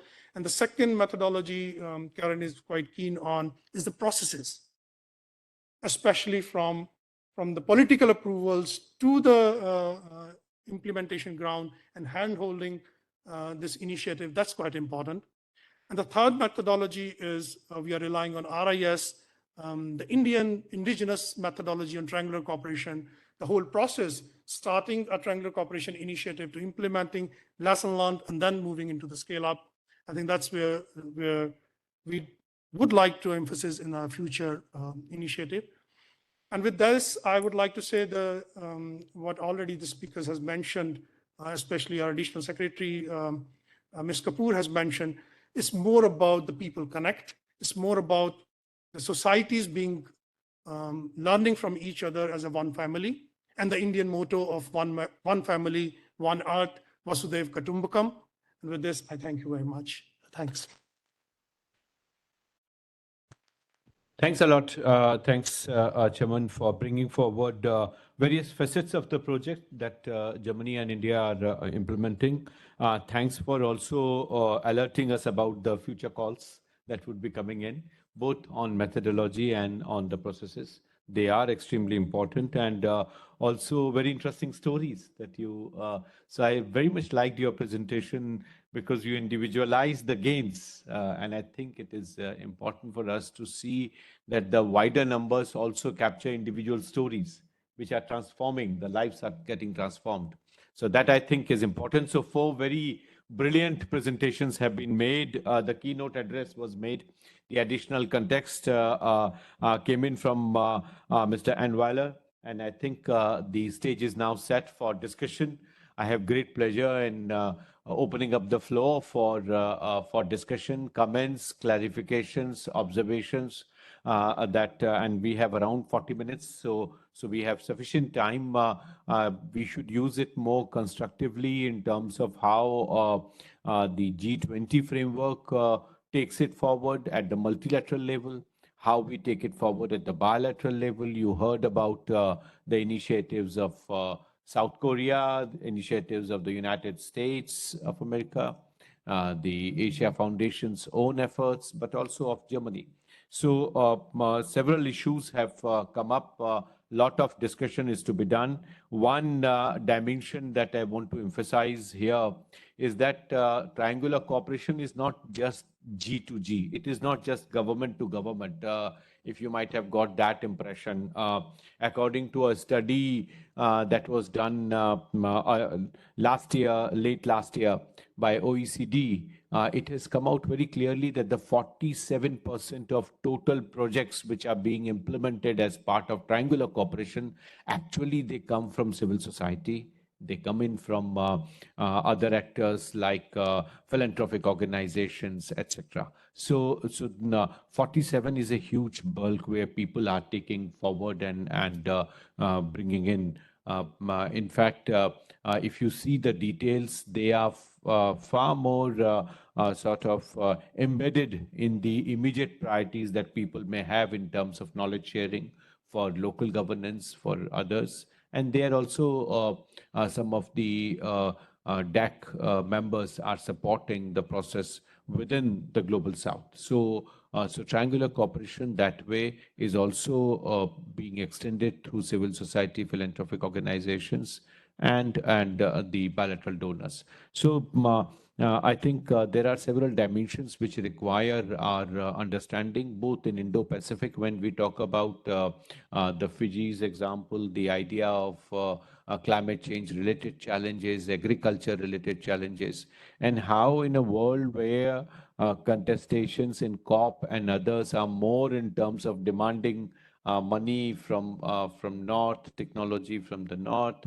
and South asking for some dimensions of support. Triangular cooperation brings in the congeniality that we need in development space with the new narratives that are needed. So I think it opens up windows. And as I said, Germany and Japan from OECD, Indonesia and Brazil from the Global South, these are the four countries which have pioneered the art of triangular cooperation. I'm extremely happy that we have Germany and Brazil both on this table to take this forward. And new entrants in development cooperation field of triangular, US and South Korea are other examples which are important. So let me invite comments and discussions. Atulji, why not we start with you and then we go forward? I feel that this project which is being implemented is extremely crucial in terms of how we go forward on triangular cooperation. The current project is looking into the modalities, their implementation, but as Chaman mentioned, the issues of methodology, whether we are ending up with the methodology that OECD countries evolved, which is largely the US-led lock frame approach, which UK also is specialized in, or we are going for Southern sensitive principles, which are laid out by almost all the developing countries in BAPA plus 40 in Buenos Aires Plan of Action when we celebrated 40 years of the Buenos Aires Plan of Action, which was adopted in 1978, and 2018 we celebrated the 40 years. So we adopted this declaration where we said that southern countries would evolve their methodology. RIS did 2 conferences, and we have evolved a framework with Brazil, with South Africa, with China, and other developing countries. Indonesia, Bapanas was there with us. So that framework has come in. Why not I invite you to make some observation, and then we invite all others. Thank you, Professor Chaturvedi. This was not planned for me, but let me talk about the project that you are mentioning and say that this is quite an interesting area which Germany and India are working together on to develop what are the principles and modalities that would be useful going forward when developing countries like India and Brazil on the one hand, and developed countries like Germany and US on the other, take forward triangular cooperation initiatives in third developing countries. The reason why I find this interesting from my personal point of view, is that I have had a peep into both the German Indian initiatives and the US Indian initiatives, and I find that sometimes we miss the wood for the trees when we look at triangular cooperation as a modality to decide on a particular project. So I'm going down to a project level assessment of how do we start, how do we design our implementation, and what do we conclude. In that, the contributions that are being made by all 3 partners are sometimes the wood that we miss in the trees that we are looking.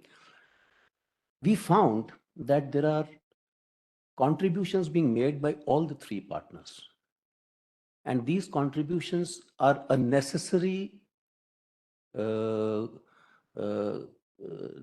a necessity for the project to succeed from the perspective of all the 3 partners. So it is, for example, not enough for a developed country partner to contribute funds and sit back and let the other 2 countries decide whether the funds have been gainfully utilized or not. They want to achieve the objective with which that fund has been offered.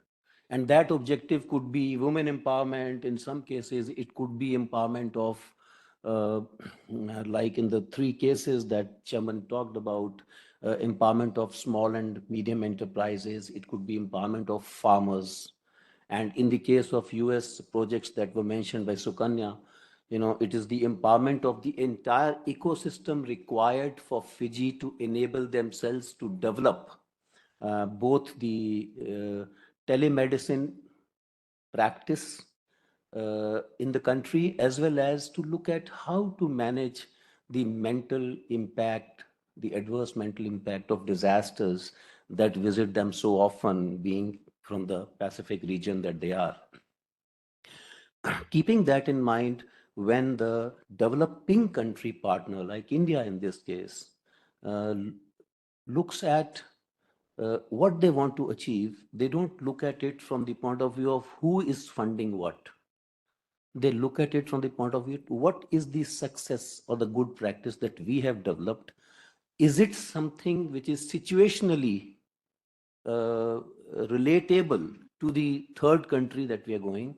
Are we setting an example in a ecosystem or in a situation or in a geoclimatic zone, which is something that we have ourselves experienced? And if they do that development partnership or implementation through their agencies from India in that third country, they bring back that success from their point of view. That involves not only the in-kind contribution that India or any other developing country partner would make, but also how to monetize the amount of effort that the Indian agencies have contributed to the process. Now, coming to the third developing country, one very important point has been made by all the four discussants in this panel about not stopping at capacity building. So sometimes we have stories which get into a lot of good books on development cooperation, which are on a one-off capacity building program. We have found that the next chapter that Germany, for example, is looking for continuity. US aid, Sukanya mentioned, is also looking at continuity and also expanding beyond that particular area into more sectors, into more countries. So when we look at these, when I absorb these experiences with Dr. Sushil, we are working together on trying to develop a framework which is not a framework of the kind that we see in OECD DAC models.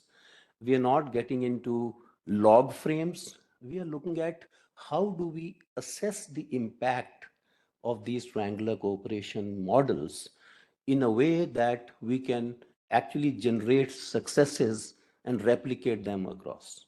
So that is a research that which is a work in progress. We don't have any results with us now, but during the course of this year, we should be able to come out and we'll have one such brainstorming session to test whether what we are researching and what Dr. Sushil is coming up with is something that is worthwhile for emulating for the entire set of triangular cooperation practices across the world.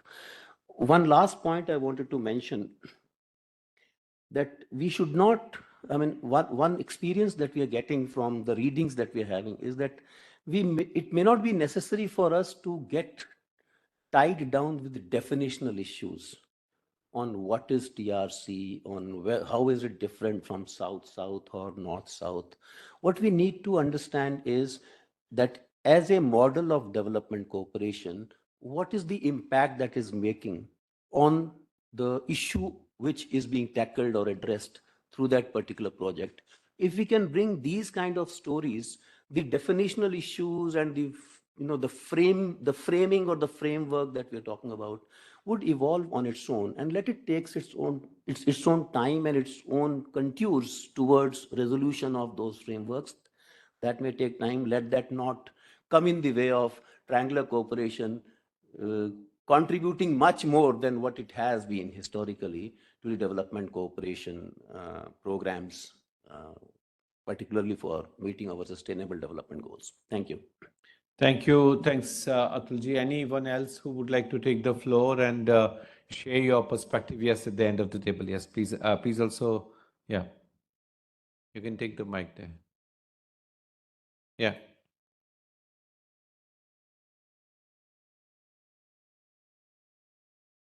Thank you so much. It was such a pleasure to listen to an eminent panel. And very quickly, I have a few observations.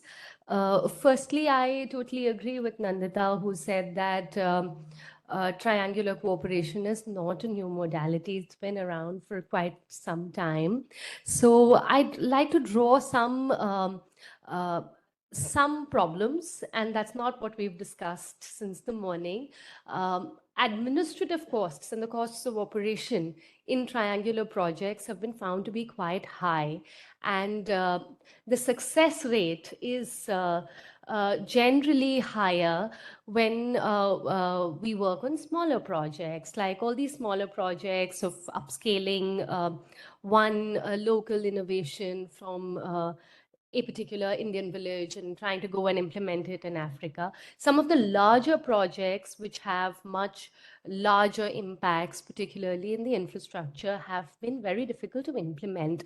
So do we agree that this modality should limit itself to smaller projects? Some of our research suggested that smaller projects may be the field, or should we try and identify areas where the triangular modality is likely to be more successful and avoid infrastructure and other fields where land, etc., land acquisition, etc., often create problems. And lastly, almost everybody mentioned demand-driven nature of development cooperation, but we find that the recipients are missing in the conversation.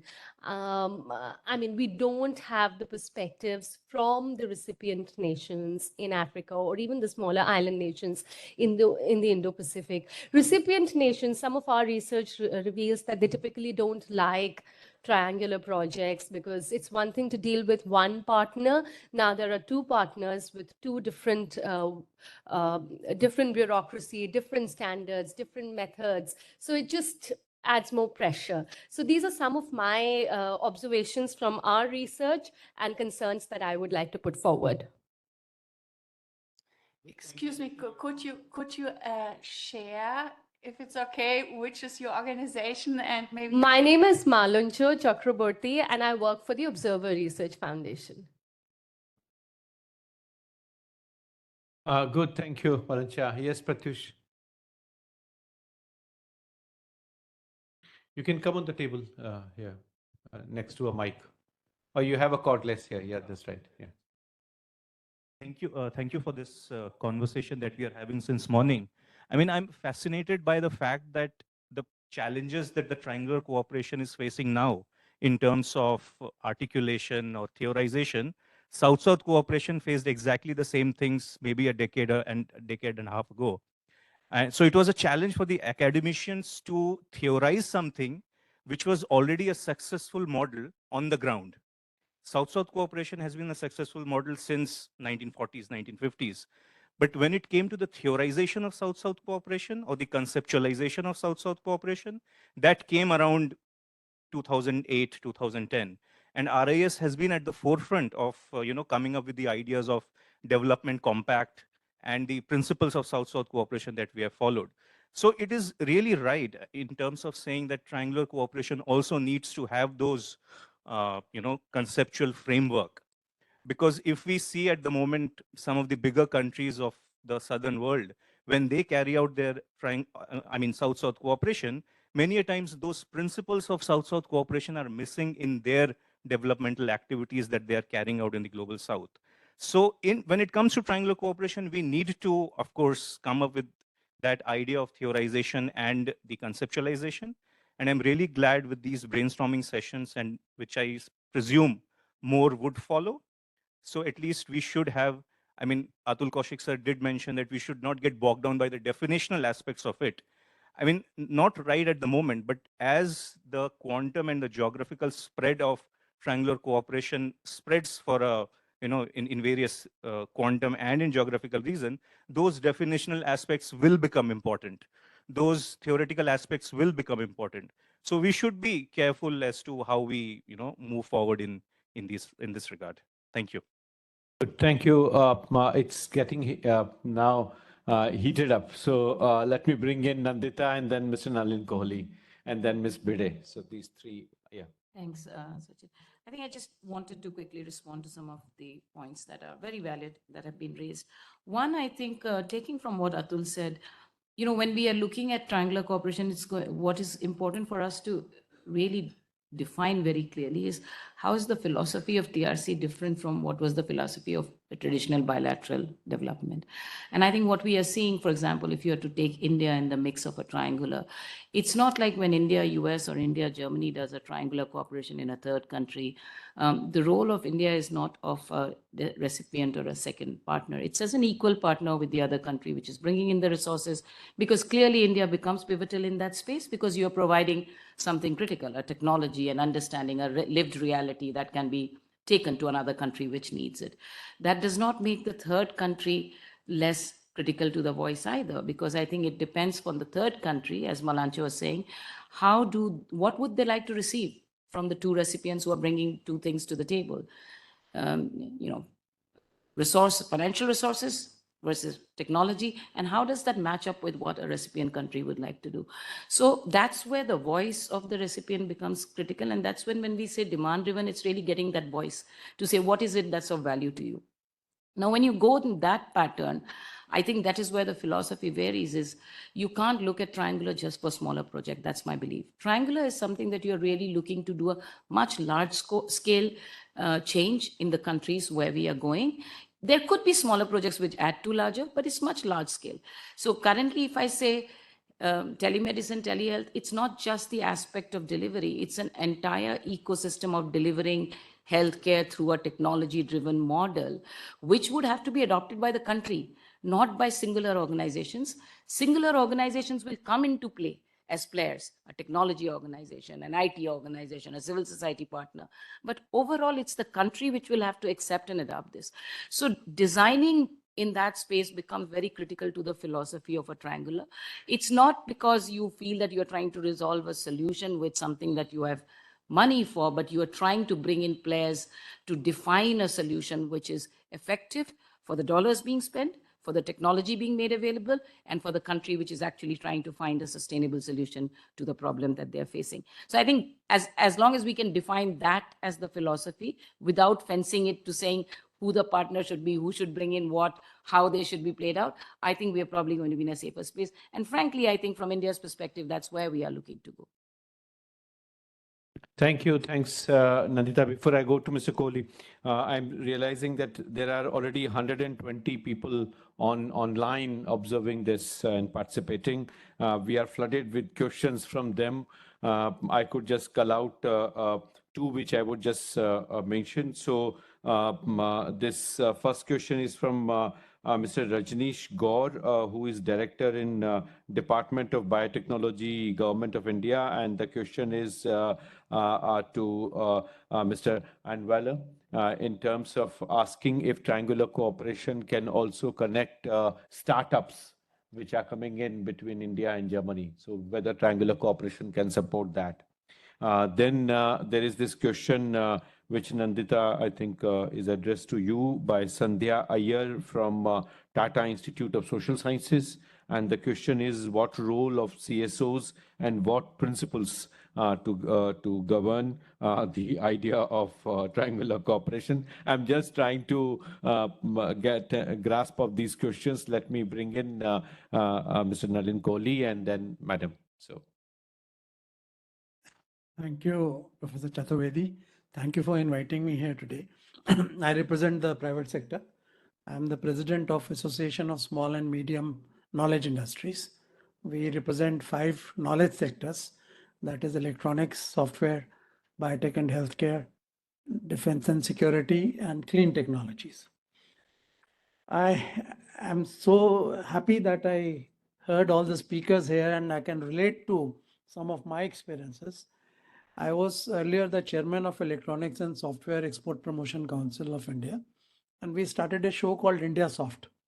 India Soft was to showcase India's tier 2, tier 3 software companies. And this became a very successful show. We had a few hundred participants coming from the developing countries to look at IT solutions from India. So fundamentally, India has been a big exporter of IT. But this was mainly in an outsourcing model for the developed countries, mainly with the US and UK, Europe. Whereas these developing countries were coming to us for solutions, which was a very different kind of ask. And that's how this process started. And then we started talking to them, what exactly you expect from India. And all these things which Nandita ji mentioned, they came out very strongly that in a particular area of medicine, we have just 2 experts. And we have so many million people in our country. Can you give us a telemedicine solution? Can you give us education solutions, which India has developed extremely well over the years? So we thought this whole thing, what India is doing for our own requirements has a big need in the developing countries. So I'm very happy this triangular cooperation we are formally discussing. One more thing which we saw in the IT context was that products and solutions which are developed in the US and in Europe, in Germany, many of them, they are all targeting their own citizens, who can afford much more expensive solutions. When you come to the developing countries, the affordability becomes a huge issue in IT. So very quickly, people, companies in developed world, they were coming to their Indian partners. Let us localize this product for the developing country. Let us make it more affordable, because the person in a developing country says, I remove some features, I don't need them, but bring down the cost. I do need this solution, but I need it to be more affordable. So I think I will just add on in this new India. We are the third largest startup country in the world. There are a whole lot of startups here, and we can offer a lot in that context. Another new area which has developed is space. And we have a number of SMEs and startups in the space sector who can offer a lot to the developing countries. So I am so happy you called me here, and we'll be very happy to work with. Thank you, Mr. Kohli. Madam, please.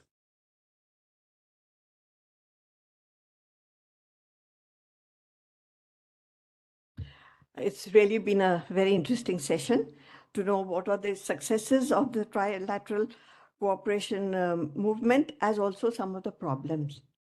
So what I thought was that, when we look at a developed country and developing country with a little more technology and research, etc., and another developing country, maybe it would be a better idea to try to work toward in a regional manner, because it's more, say, for example, I want to talk about South Asia.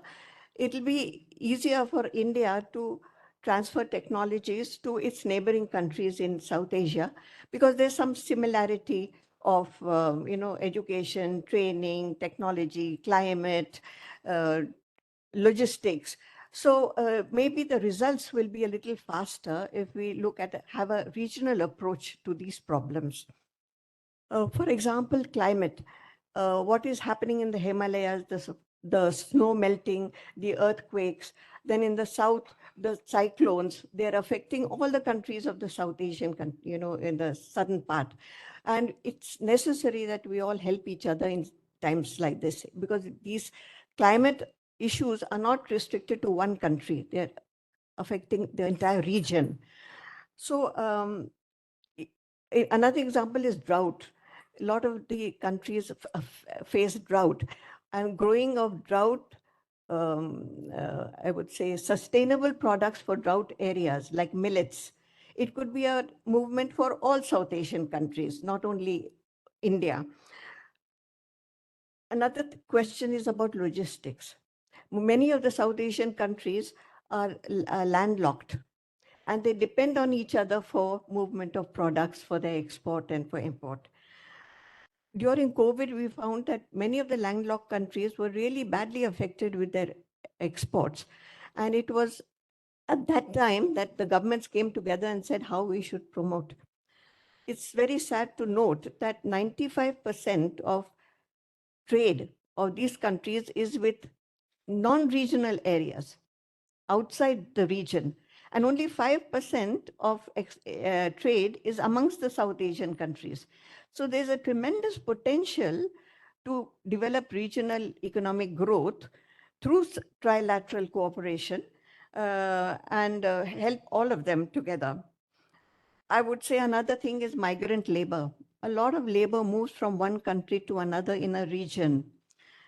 If we have DPI, we were just discussing it at tea time, DPI, if the systems are extended to all the countries together, it will help much better transfer of funds, and even the poorer people like the migrants could have cheaper sources.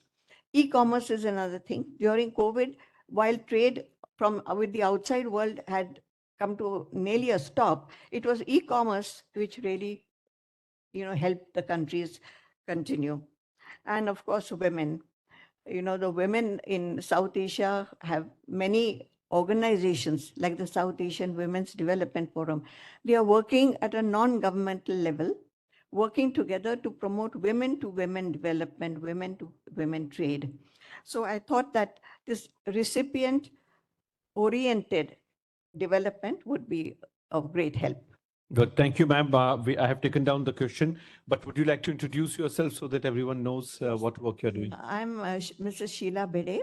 I worked with the government and I also worked in Commerce Ministry, therefore my interest in trade. And I also worked in Ministry of External Affairs in charge of the local budget, the ministry's budget. But presently, I'm the chairperson of the Women's Development and Technology and Trade Development. Excellent. Thank you. South Asia. Very good. Thank you. So our four panelists, I think you have taken down the questions just for your reference. Let me quickly recapitulate the questions which are on the table, and that one round we would have one more for collecting.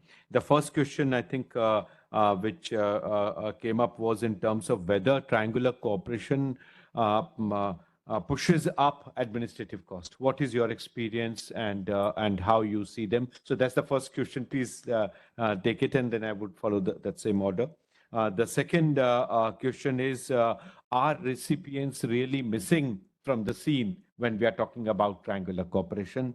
And all four of you can respond to these questions. The third is what Shiraji just now mentioned about logistics. Do we take care of logistics when we think of triangular cooperation? Fourth is there any instance of your own aid agency which might have thought of a regional approach in triangular cooperation, or is it just bilateral that happens in triangular cooperation? So is there a regional triangular cooperation? Then, as I already mentioned, and I think I have already requested our DCM to respond to the idea of startups and biotech-related question. Then the role of CSOs and the principles which govern them. And of course, the last question that has come in online is to our ambassador. What action plan Brazil is thinking on triangular cooperation as part of G20. You, I think, towards the closing, you had mentioned something, but that's the question that has come up online. So these are the 7 questions which are there with me for the panel and our esteemed speakers here on the hat table. I have just 3 or 4 more minutes to pick up if there are any last minute thoughts. Yes, please, I see more hands. So please, and with one he there. So I think we would just collect 3 more questions, and then I come back 4 more questions, and then I close, and then I turn to my panel, and I would encourage panelists to take down the questions as people post them. So yes, we start with you, and yeah, you can switch on your mic, please. Thank you so much for this. And please also introduce. I'm Shireen. I'm currently unemployed, unfortunately. So I was an entrepreneur, basically.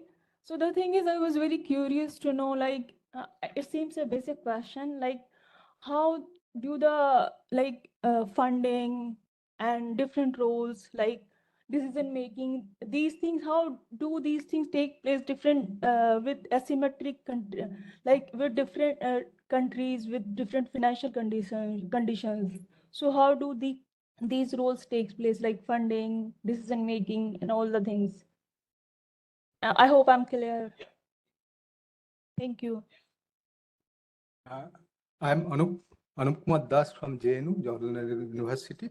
So my question is related to open science. Open science is discussed in last year's G20 roundtable on for science advisors. So there is a proposal of networking of knowledge repositories, and also proposal for developing one repository for all the scientific literature coming out of from public funded research. So is there any triangular cooperation happening in this area, particularly in the area of open science? That is my question. Thank you.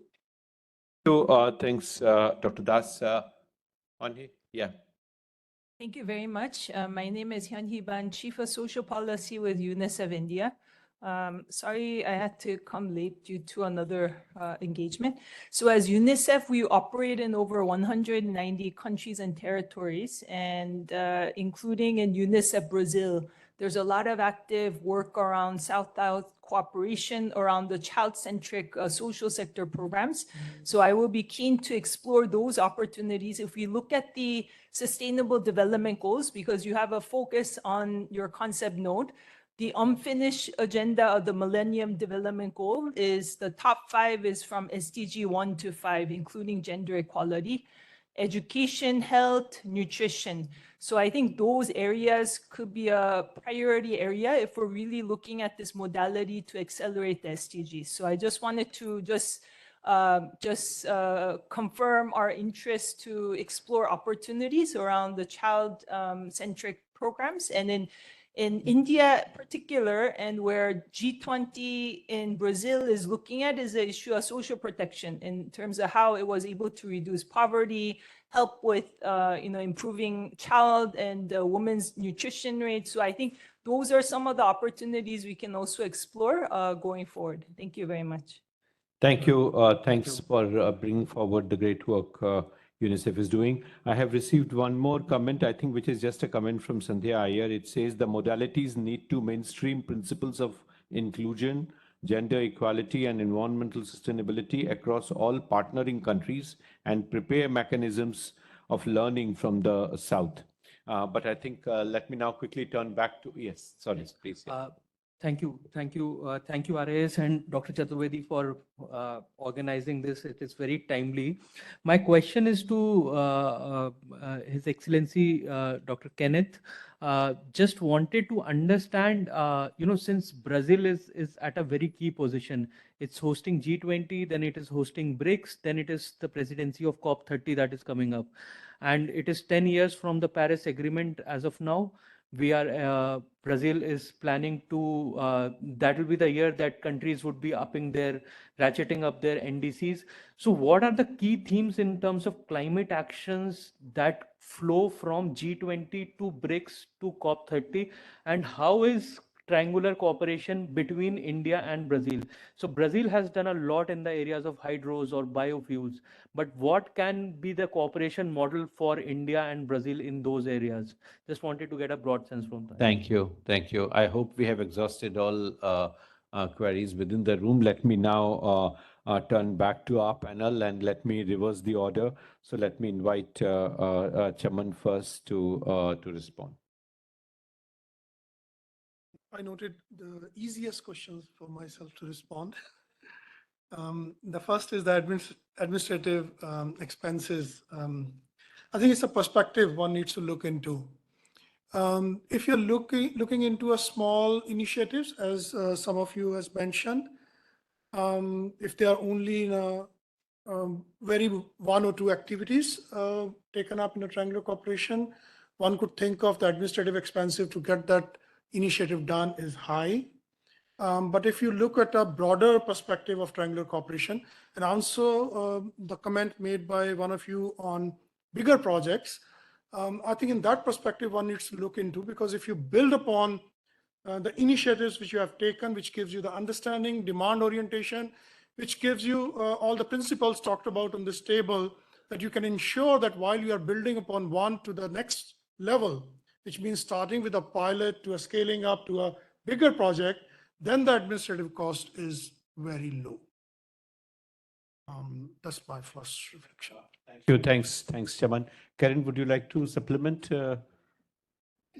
Yeah, maybe just also to underline that we are using our structures, which we have already in place. And I think this is also a big advantage of the triangular cooperation, that you have the traditional donor countries like USA and Germany, but even COICA has all its agencies everywhere in all the countries. So we have existing structures. So, and this is the big advantage also that we bring in, and which reduces really cost, also transaction costs. And I think in this regard, we can bring really admin costs down. And the other thing is what I would like to highlight was Shaman mentioned before. This is why I'm insisting so much on SOPs, on procedures, that we have things which I think once we have these really in place, it will be really minimal, the extra cost for triangular cooperation. Thank you. Thank you, Karen. Can I turn to you, Ms. Srela? Do you want to respond to any of the questions? Yes, I would like to respond to the one that do we have a regional approach in TRC?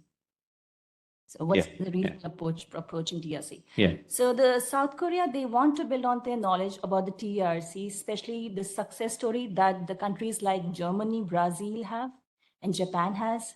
So, and we want, and the tactic that the South Korean and KOICA is using is to remain flexible and to adjust to the requirements of the recipient country, or this, let's say, the third country of the triangular dimension. So that's our tactic that we use, but we want to learn from the experience of the Thank you. Thanks. Thanks, Ms. Trella. Sukanya? Thank you. I would like to address the question on recipients are missing. It is very important. It has to be demand driven, and the methodology that USAID has looked into while implementing the TRIDEP is, reaching out to the third country to actually understand the solutions that are there in India, whether that is something which is of national priority of the third country, and also whether that is a challenge. So I'll just take one example, though we are implementing in many countries. So telemedicine is something which is very important for Fiji, because there is a lot of incidents of climatic disaster that is happening in Fiji, and during those days, how to use telemedicine and also the need of psychosocial care is something which has been increasing.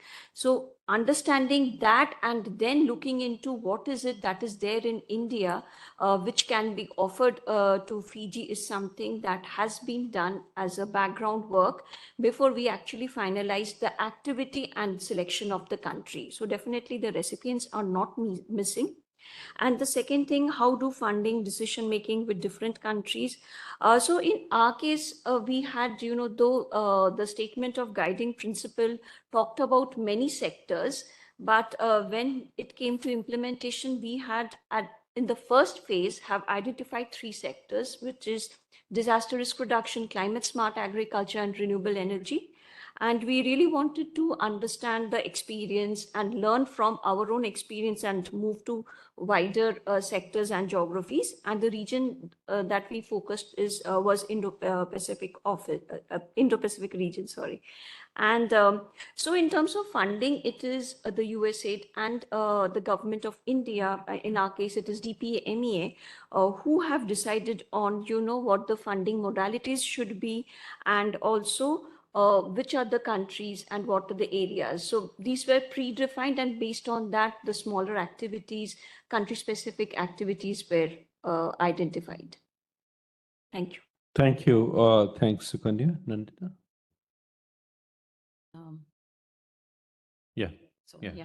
No, I think 2 things. One was specifically asked, what role can CSO play? So to respond to that, I think CSOs have a critical role to play, and CSOs have played a role even currently. When I look at civil society organizations, they mean even technical organizations, technical institutes, whether we are looking at organizations like Barefoot, who have already done work in Triangular Cooperation, or an RIS, or an Asia Foundation. We are all a part of the non-governmental ecosystem, or even other technical institutes who are in that realm of providing technical support in the countries where the work is happening. So CSOs have a critical role to play. However, we do have to keep in mind the relevance of the CSO to the sector, and the ability of the CSO to be able to garner the kind of stakeholders that are required in order to deliver the program. So with that, I think there is no way that any of the programming that you are trying to do on development assistance or SDGs can happen without some level of involvement of CSOs. Even technical organizations actually many of time are fall in the realm of the CSOs. Principles and of governing TRC, I think a lot of that actually goes back to 2 questions: voices of the recipient and how are decisions taken. 2 things we have to recognize: there is asymmetry, both economic and political, in the countries that come into play in TRC. So therefore, if you ask me, there's a single answer to all of this. The philosophy and the principles are what I think is guiding the South-South framework, whether it's, national sovereignty, equality, non-conditionality, and the ownership are going to be the key principles that should guide TRC. And those are enshrined in what we are talking about, larger corporations on Global South.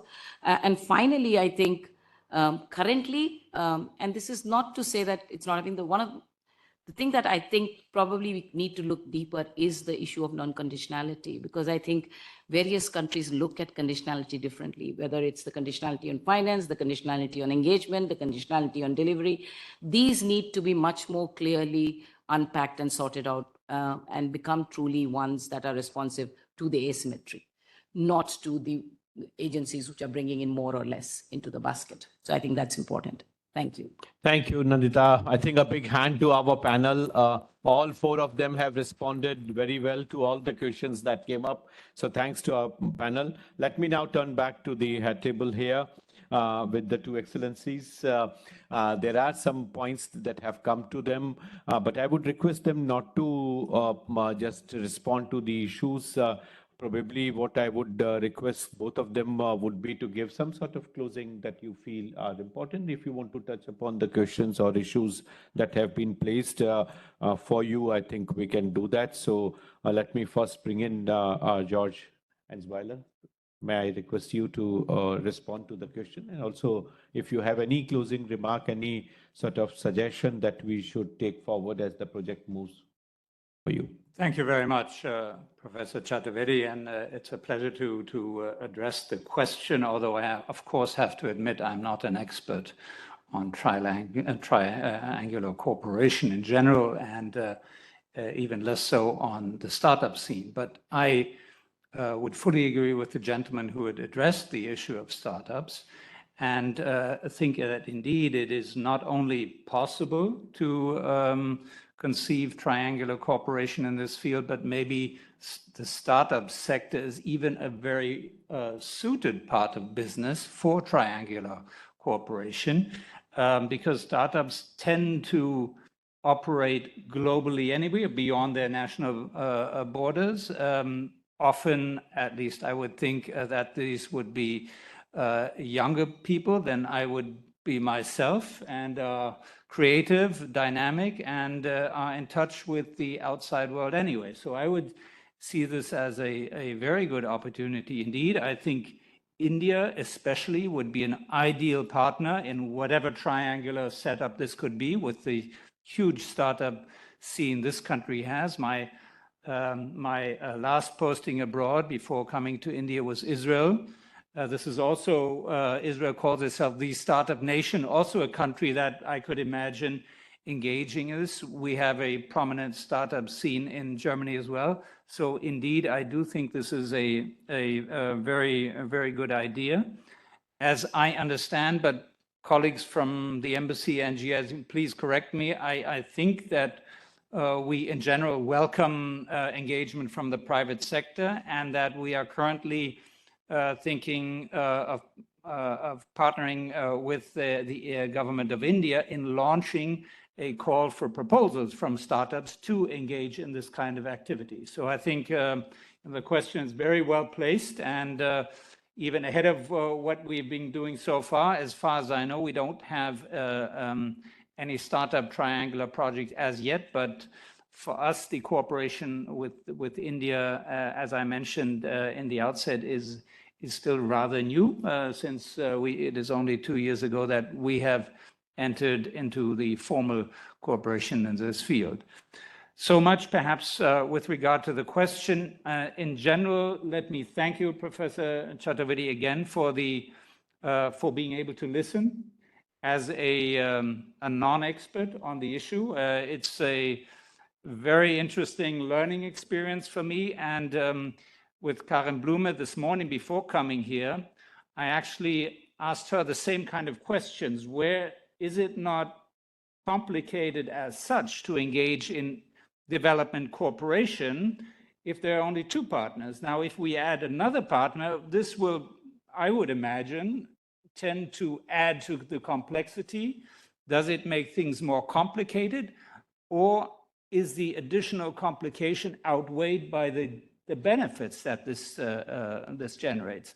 And I believe this is so, otherwise we probably wouldn't be doing this. And I was very interested to hear the discussion, and I was kind of felt good that these questions also came up with people here in the room who know much more about the issue than I do. So thank you very much once again. It's a pleasure to be here and to profit from all of your insights and expertise. Thank you. Thank you. Thanks, Mr. Anwala, for your comments, for your participation, and also recognizing this huge scope that we need to have to learn about triangular cooperation. And I think we must all thank Brazil for giving this opportunity to the global community to highlight importance of triangular cooperation, to highlight the positive spin-offs that are there of triangular cooperation and all efforts that are required to streamline the process. So thanks for your comments, and I'm delighted that Karen and you both agree in terms of bringing in startups as the new opportunity within triangular cooperation to take that forward. So absolutely fantastic.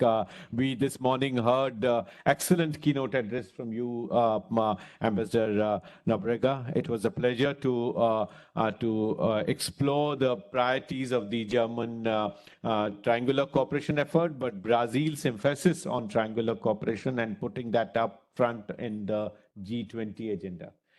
The issues that have come up are concrete action that Brazil is planning after the G20 summit is over, and what kind of issues you think summit would be discussing are some of the points that have come up, but I leave entirely on you what you want to respond and how you want to give your closing. Over to you.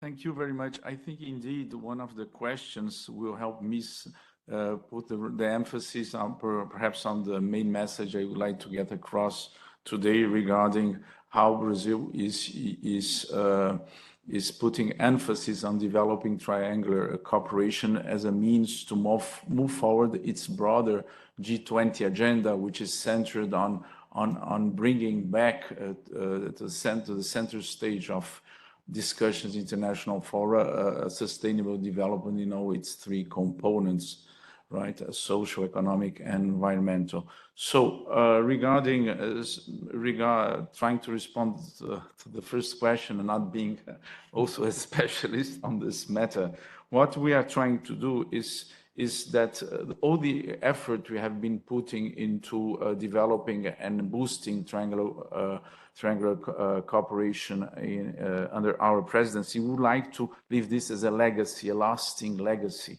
to the future presidencies.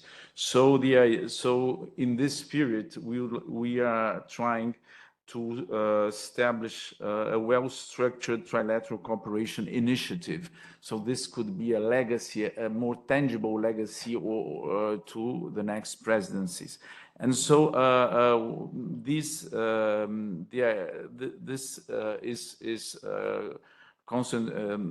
idea is to establish an initiative which would be composed of a survey of successful practices and strategies, and here the demand-driven dimension is very important.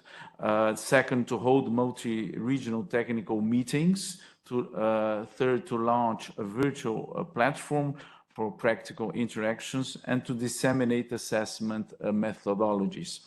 Of course, in order this initiative to be well-structured initiative to be carried on by future presidencies, of course, we need political commitment, meaning that trilateral cooperation should be enshrined in our national development, the cooperation for development policies. We need a continuous coordination among partners. We need funding. We need resources. So these are the idea is that we can structure the initiative, but of course cognizant that without political commitment, a sustainable political commitment by future presidencies, we will not go very far.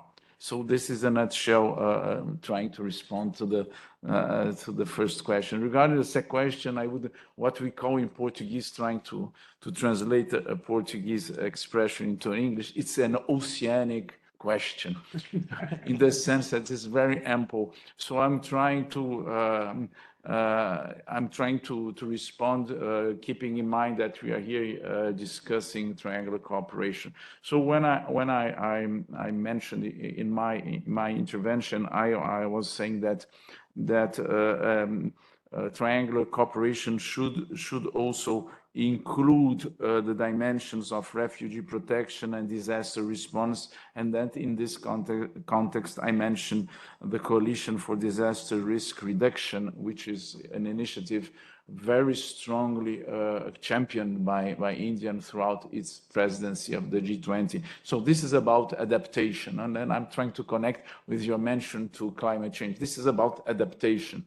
Regarding the idea is to include a sensitiveness or a dimension to the need of adaptation in our triangular cooperation activities. And I have in mind the fact that Brazil, to a considerable extent in its cooperation activities, be it bilateral, trilateral, it includes always agriculture, because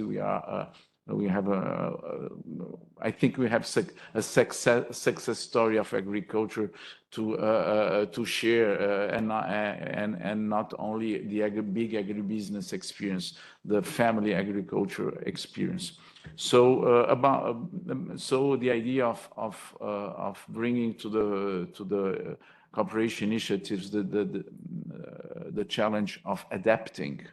It's a very important dimension. Now, if I move to mitigation, and you have mentioned biofuel, with the idea of trying to reduce emissions, what I can share with you is that, of course, let's recall that India, in its G20 presidency, launched the Global Biofuel Alliance, which, I dare to say, to a considerable extent, builds on the bilateral dialogue, the very dense bilateral dialogue that India and Brazil have been conducting the last 3 or 4 years regarding the possibility of replicating, I don't know if the correct word is replicating, but emulating the Brazilian experience in having biofuel as an important part of its energy matrix. So we have conducted throughout the last years, discussions on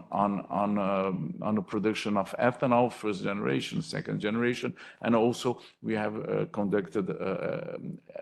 stimulated B2B discussions between our auto industries regarding the technology of flex fuel motors, which, by the way, was developed by Volkswagen, a Brazilian Volkswagen in Brazil in the early 2000s. Yes, it was. Yes, it was. So these discussions, I think that they contributed to the idea of launching this biofuel alliance, which, of course, it's not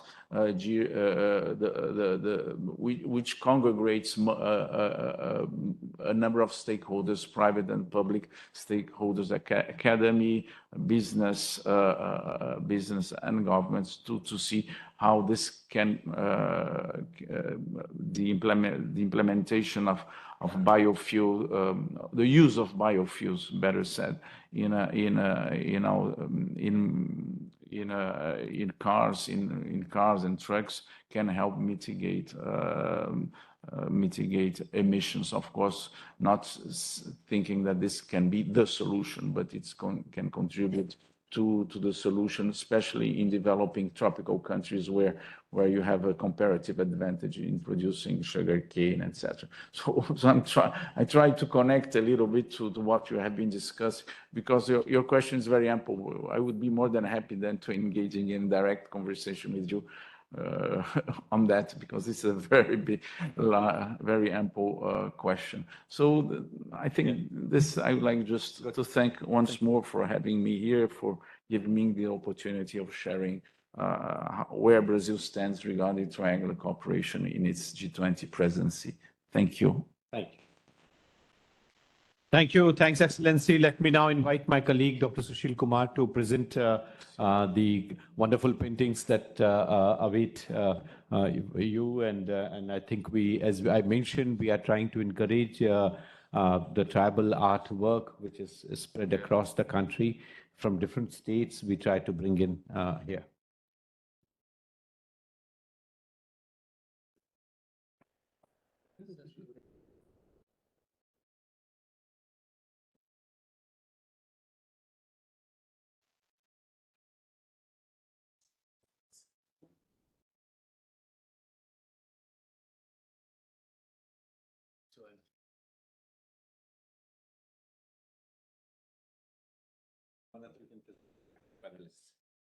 So friends, thank you. And I would very much like to invite all of you for lunch now, as I have just requested my colleague Manat to present it to our panelists. The same artwork that we are doing. We have also picked up some work from Nagaland and also from Kerala, where we are trying to now combine these artworks to be presented to our panelists and speakers. Nandita, yes, yes.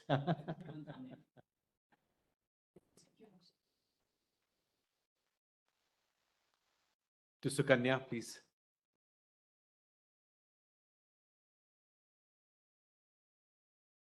And they do it pretty well. Yeah.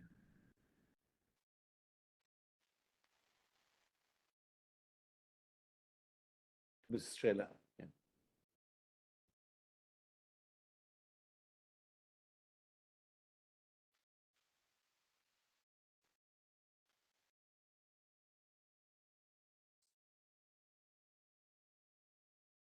To Chaman.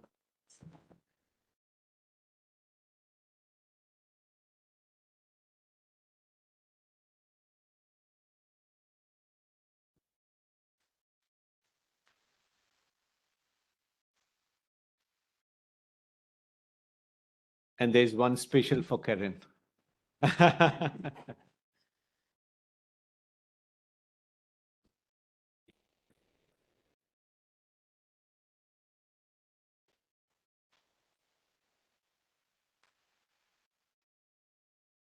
Good. Thank you. Please join us for lunch.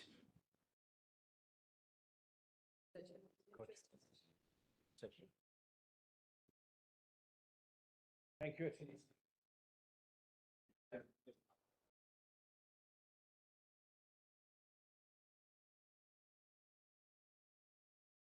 Ambassador.